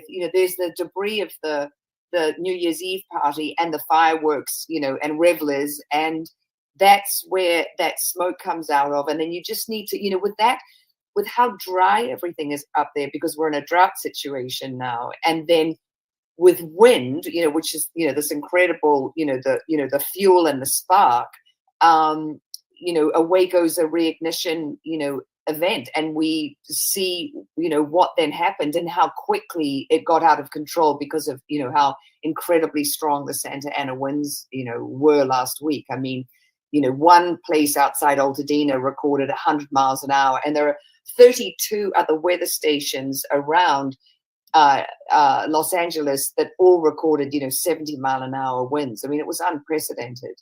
So when we, just to put a button on this, talk about man-made fire. That is to say, we had investigative journalist on the other day who was saying that public officials are privately saying, sort of off the record, on the record, it was 100% man-caused, meaning, human caused, I think she said.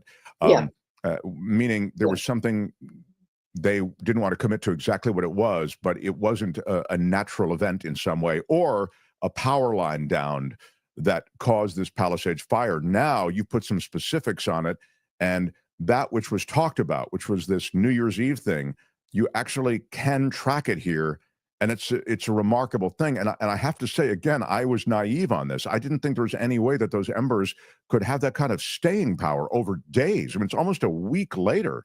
And they were like in reignited. Hawaii, the fire happened in the morning, and I think it was in the afternoon when it reignited. When the but at least in Hawaii, it's same day anyway. I mean, at least that seems more conceivable to me. Yeah.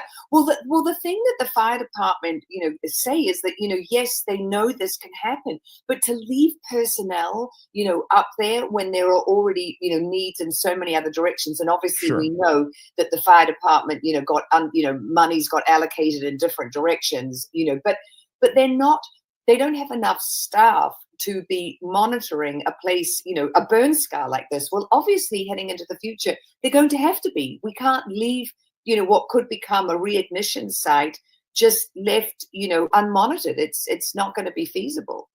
This is extraordinary. It really is extraordinary. So now to the winds, because the winds are the things that that was the element that did reignite in this case. And of course, as you suggested, in Altadena, it's the thing that produced that devastation. It's the thing that's produced the devastation across California, in instances in Northern California as well, Paradise, Sonoma, et cetera. The graph that I saw is stark. It shows the way the climate has changed so radically Now, it's been a long time, but the graph that we have, do you have it, Kim? And Belinda, you can take us through this. Now, what does SAW stand for? So that's Santa Ana winds.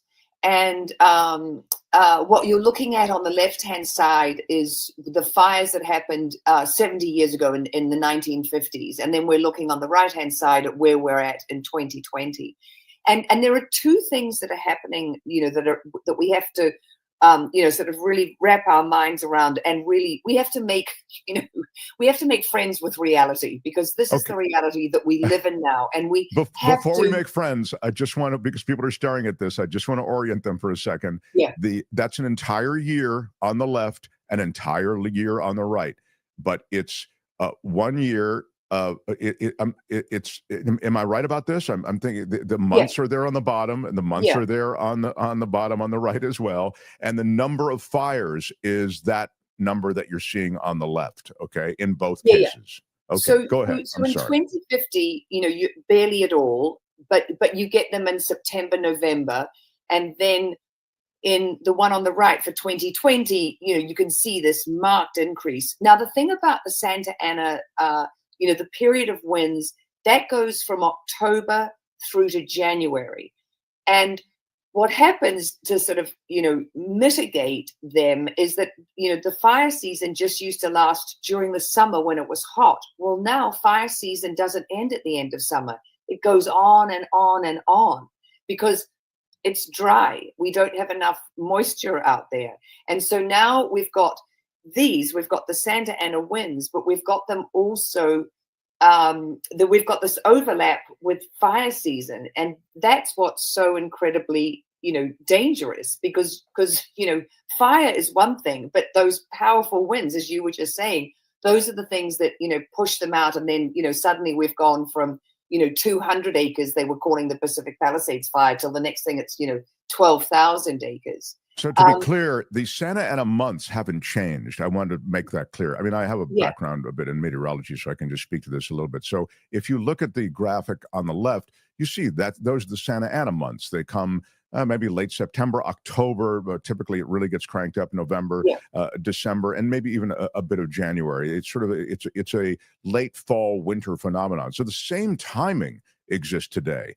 But what you're saying is the dryness is the difference. The rainy season, which also coincides with typically the winter months, that's not showing up in a big enough way anymore. Yeah, well, particularly not this winter. We've had, Los Angeles has had not even 1/5 of an inch of rain this, since the 1st of October. Normally by this stage of the year, the new year, we'd be at almost 5 inches of rain. So we're incredibly dry. Everything is really, really desiccated. There's fuel everywhere, and they can't have controlled burns. When you're in a drought, number one, water is scarce, so you don't want to use, you don't want to have water standing by for a controlled burn. And it's too dangerous because there's too much, kindling basically is what all that growth. And they call them now hydroclimate whiplash scenarios. And we went from a whiplash. Do you remember the end of 2023, 2024? That was a really wet winter. It was great. And it, it refills the aquifers underground, the reservoirs above ground. It's like, yay. But it causes all this fuel to grow, all the grasses and the bushes, they all grow like mad. Well, then we didn't have any, then there's no moisture. We had this, the hottest year on record. I mean, if I sound like a broken record, Mark, it's because records are being broken, nonstop right now. 2023 was the hottest year on record. Then it was 2024. So we whiplashed from this really wet winter to this really dry summer. And then there are two other factors that I want to sort of, put into the equation to sort of really get people's, heads around what's going on. So the heating up atmosphere that we have above us, Daniel Swain, the weather guy at UCLA, who I've worked with, who's fantastic. He calls the atmosphere now, he said it's like a sponge. It's so warm, and only the tiniest amount of increase in pressure, in temperature, of that air, it can hold exponentially more water. Sure. So it holds more and more water, meaning it's holding on to it. So you've got a drought, on the ground. And then when it gets to the point where it's going to release that water, there's so much in it, then we have this mad flooding happening. And so that's the, the hydroclimate whiplash. You're going from droughts to floods. We're seeing this in, Eastern Africa. And then we've just had this happen here in California. And then, this is showing the disparity. This is the whiplash. And what they're saying is that those numbers that you can see on the left-hand side, the 31 to 66%, what they're saying is that climate change and how much we have heated up the atmosphere is increasing the chances of these whiplash events to happen. So we've increased them by almost 2/3. I don't want to get too much into numbers. I think a lot of people are just kind of auditing the class, and they don't want to get too heavily into it. I know. I'm gonna resist. I'm gonna resist. But I do think we can just speak to what's happening, particularly in the graphic on the right, which just talks about, or maybe it's just a pretty picture to look at, while you talk about the fact that these whiplash events, as you call them, and I wonder if you could just, again, kind of reiterate what they are and how they're happening all over the world, because that, I think, speaks to the broader problem. It's not just Southern California, America, North America, et cetera. Yeah, no, it's everywhere. So you've got this really hot atmosphere that, as it heats up just by, like a 1 degree or, a half a degree, it can exponentially hold so much more water, like a great big sponge up there. And so what it means is the droughts are worse, and then the floods are worse, because when that sponge, gets, the atmospheric pressure works on it, and it, there's just so much more moisture that can come down. And, California, obviously, because we only get our rain, during the winter months, we love having a wet winter, but it can be super destructive as well. And this is what the world is seeing, because if you go through a drought period and fires like we've just, we're having here in California, we're going to have no vegetation when that rain comes. Like if we got a big rain event now, we would have, you know, terrible mudslides and things because there's no vegetation. That's what happened in Santa Barbara, Montecito area, right? Yes. Yeah, exactly. Yeah, and that, you know, that killed 17 people. You know, yeah, no, it's terrible. But I just want to talk about one other thing that's happening and why we got Santa Ana's at 100, you know, hurricane level, you know, offshore winds. So right now there's a high pressure system on the Eastern Pacific. I don't know if that looks like East or West to viewers, but it's on the eastern side of the Pacific. So you've got this high pressure, and what it's doing is it's forcing all this energy southward through California. And so the Santa Anas are blowing down slope, which is why they, you know, on Tuesday just went straight down, you know, from Pacific Palisades and up into Mescal Canyon, where that ignition event happened, all the way to Malibu, and just, you know, destroyed everything in its path. They go down slope and offshore. So that's what's making the Santa Ana, or what made them last week, you know, why Tuesday was so unprecedented. And, you know, the winds of 70 to 100 miles an hour. Yeah, you know, and the wind moves from high pressure to low pressure, and the tighter that gradient or difference, the greater the pressure difference, that higher pressure and lower pressure, the more intense the wind. So the Santa Ana event is set up when you have that intensely high pressure, which meets an intensely low pressure, which is exactly what we had. I mean, it was a really like a perfect scenario for this. But this graphic is saying wildfires are growing much faster than they have before in California and other Western states. From 2001 to 2020, the average peak daily growth rate for these fires more than doubled, 249% relative to 2001 in the Western United States. I mean, that's an extraordinary fact. And I mean, it's a challenge to livability, to be honest. Well, this is the thing. It really is. And I think that, you know, I mean, this has to be a wake-up call. You know, I mean, I've heard people sort of saying, well, you know, it's just happening to, you know, woke Californians, and it needs to, you know, happen in other parts of the US for people to really get it. But people are hurting in lots of other states with, you know, I mean, these heat waves that we've been living through, you know, I mean, it's not just here, and this has to be a wake-up call. You know, Pepperdine University you know how they don't they didn't evacuate their students in that they Malibu sheltered in fire. place, I think. Right. Yeah, because they have this thing where Pepperdine, they've got, it's all just a field around them. They don't have trees. They don't have, it's very sparsely. That's showing the plane coming in, and dropping the water. It's really amazing, those planes. It takes them 12 seconds when they're over a reservoir or a lake. Well, that's dropping flame retardant. But I was watching a thing today about how they land on the water and they have these things that open underneath the wings, and it takes 12 seconds to fill up with 1,400 gallons of water. But they have to keep the plane absolutely level as they're skimming across the top of the water, and then they race back to the fire. They're heroes, and you realize, and I made this point on the air, and we're running out of time, but these fires, the immensity of these fires, can only be fought from the air. I mean, I'm not to say that the work being done on the ground isn't critical. I mean, it really is, but you won't get the upper hand on these sorts of immense infernos without an aerial attack. And that's why the minute there's a diminishment of the winds, they were able to go into action. And you're right. I mean, the skill level required not only to fill up, but then to drop in those strategically specific targeted areas. I mean, it's just amazing. Courtney and I were watching a mashup of these helicopter pilots from inside the cockpit, and we were in tears. I mean, literally crying because we're so grateful to them. Admittedly, she starts crying first, and then I'm crying because she's crying. But the point is that the work they do really does bring you, make you emotional, because it's that remarkable. So we got to wrap up. But you were just saying, that all over the West and all over the country, the extremes are being played out in one way or another, and particularly in the way of heat. Yeah. The hotter, it's all about a hotter atmosphere and what a hotter atmosphere means. And this, all this moisture that's in there that, then makes the tornadoes, the hurricanes, all that, the atmosphere is full of moisture and energy. And it's making the storms, the droughts, the hurricane, everything is, at a higher level. And we really are going to have to, we have to get into the reality of this, and we have to realize that this really is, a top priority. We can't ignore it and call it a hoax, and, that we're going to drill, baby, drill, and, life is going to be great, and we're going to go back to the old American ways. I mean, this is the new America. This is the new reality. This is the new world.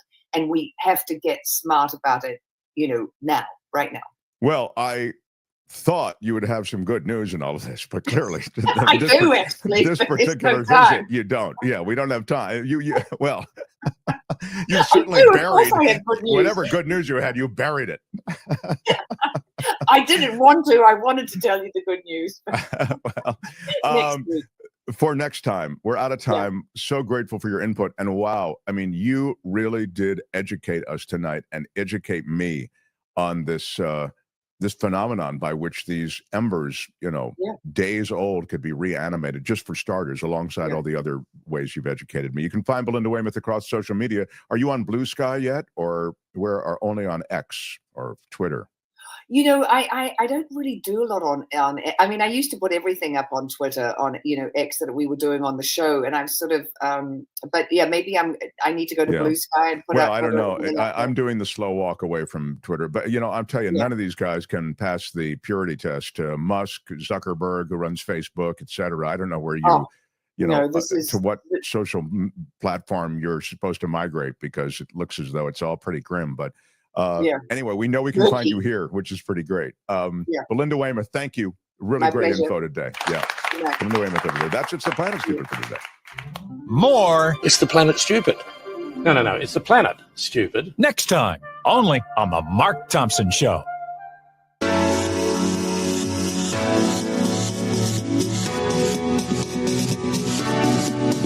The Mark Thompson Show. Smash it with your iron rod. Who's Mark Thompson? Hey, which one of you is Mark Thompson? What he's got going here is a situation. It's unbelievably offensive. Put up your pants, my man. Pull up those pants. Ralph Nader just sent me a book. Did he send you one too? I offer this sincere apology to you today. Everything is going extremely well. Calling me a liar? Is that what you call him? You, sir, are a liar. You are a cover-up artist, and you are a liar. Liar, liar, your pants are on fire!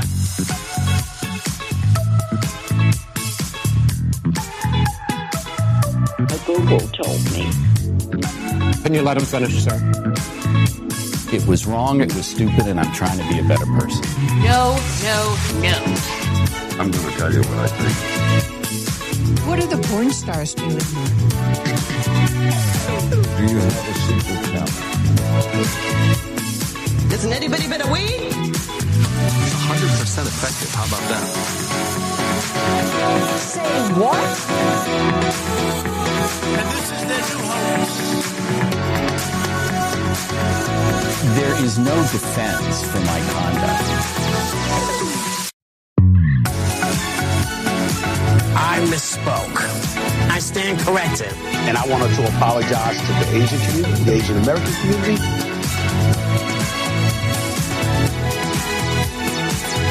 Time's up, mother effers.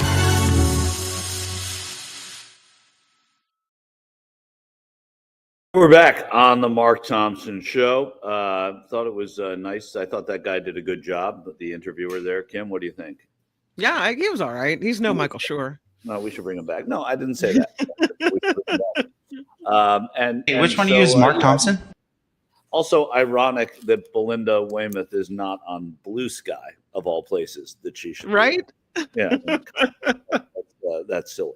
Yeah, it's been an amazing show. Somehow we covered so much. We got to cover so much today, from the breaking news on Israel and Hamas to these these confirmation hearings. I think that people, and I hope that people like seeing it on the air and then having us talk about it, because as it happens live, they go from senator to senator to senator. It's all very quick, but when you hone in on one senator or another and you look at what they're saying, I think it's fascinating stuff.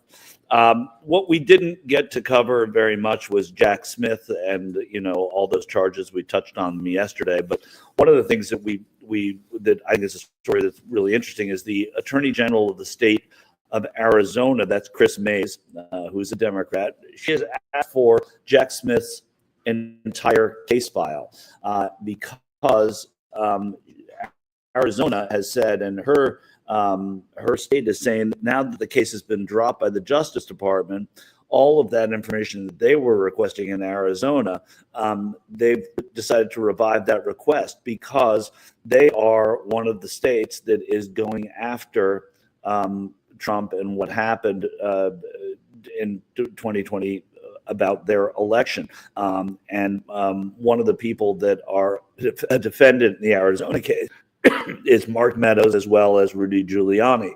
And so Chris Mays is saying that stuff will help us.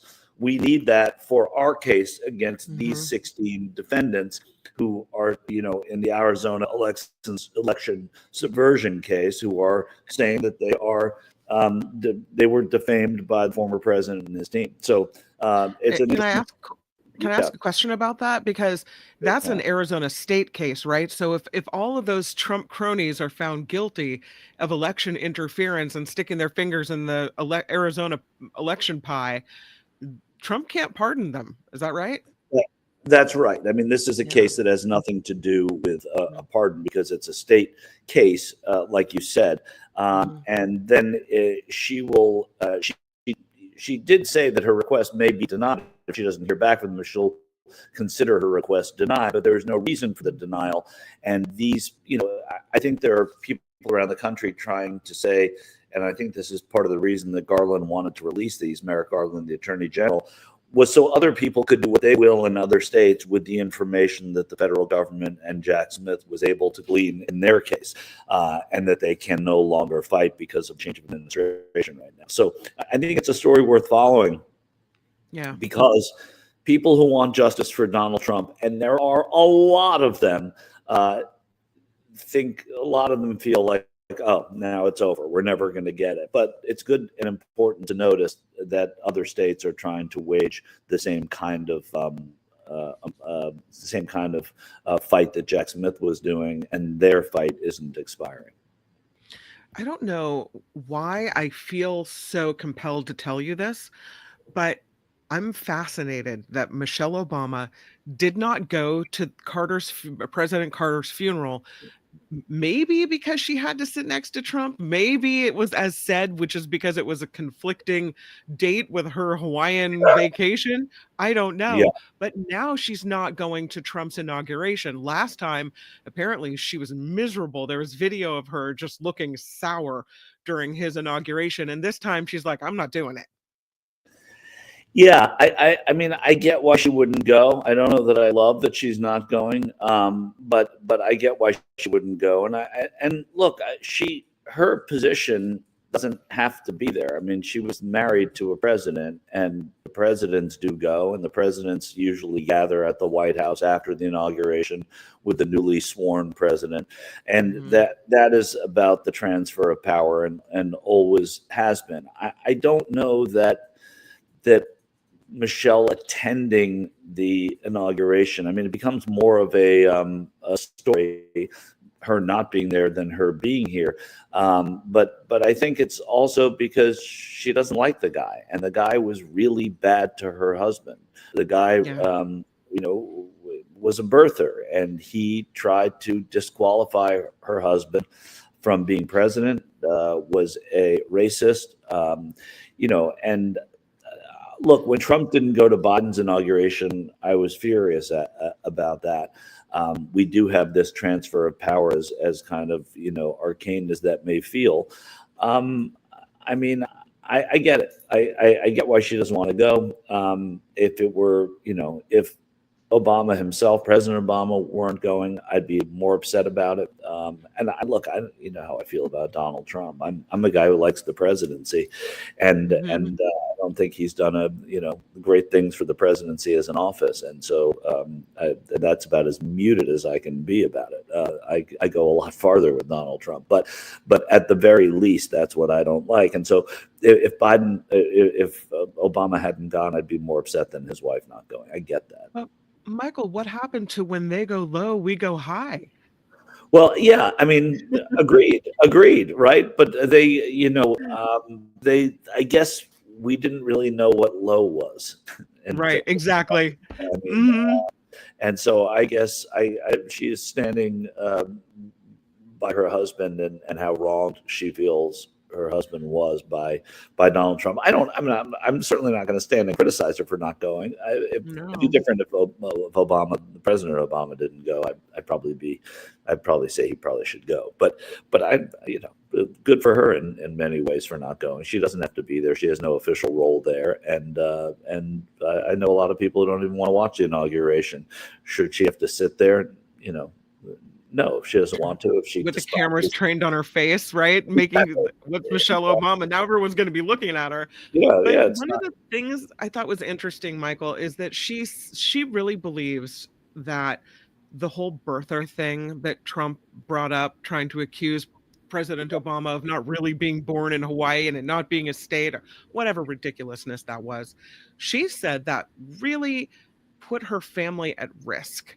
That it put him at risk. She felt that brought in threats to the life of her family, and she's still mad about it, and I would be too. Yeah, it's racist. I mean, when there is public racism against your family, that immediately threatens them, right? He incites. We've seen him incite people. He has followers that are incited by his words.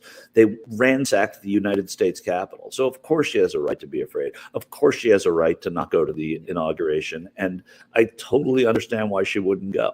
I don't know. I mean, she was there as first lady the first time, and she doesn't have to go this time because she's no longer the first lady. She's a former first lady, and a man who has said and done terrible things to her husband's legacy and to when he was president and said terrible things about him.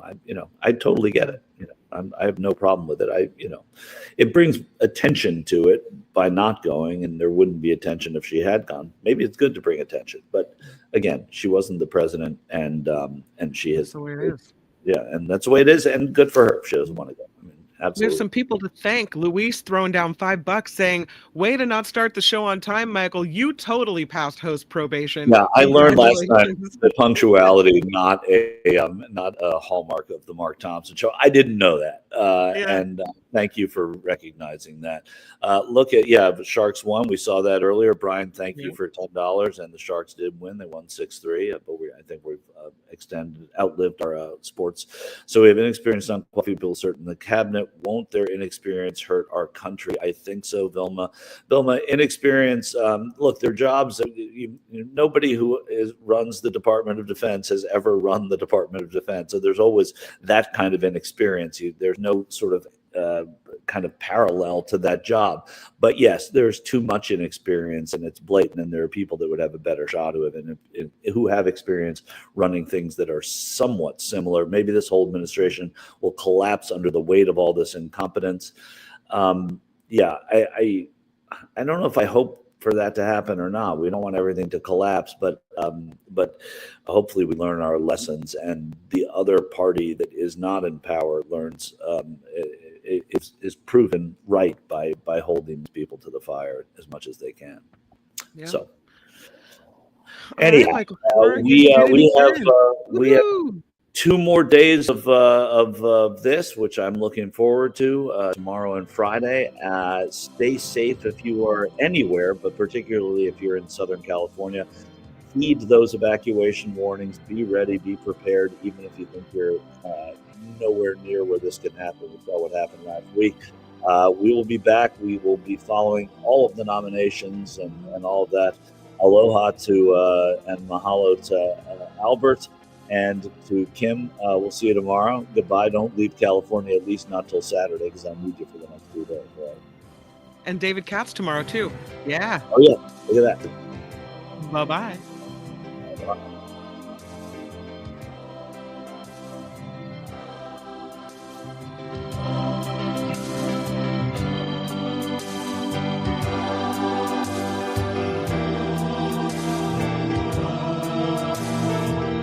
I'm Shadow Stevens for The Mark Thompson Show. Bye-bye. All the time. Bye-bye.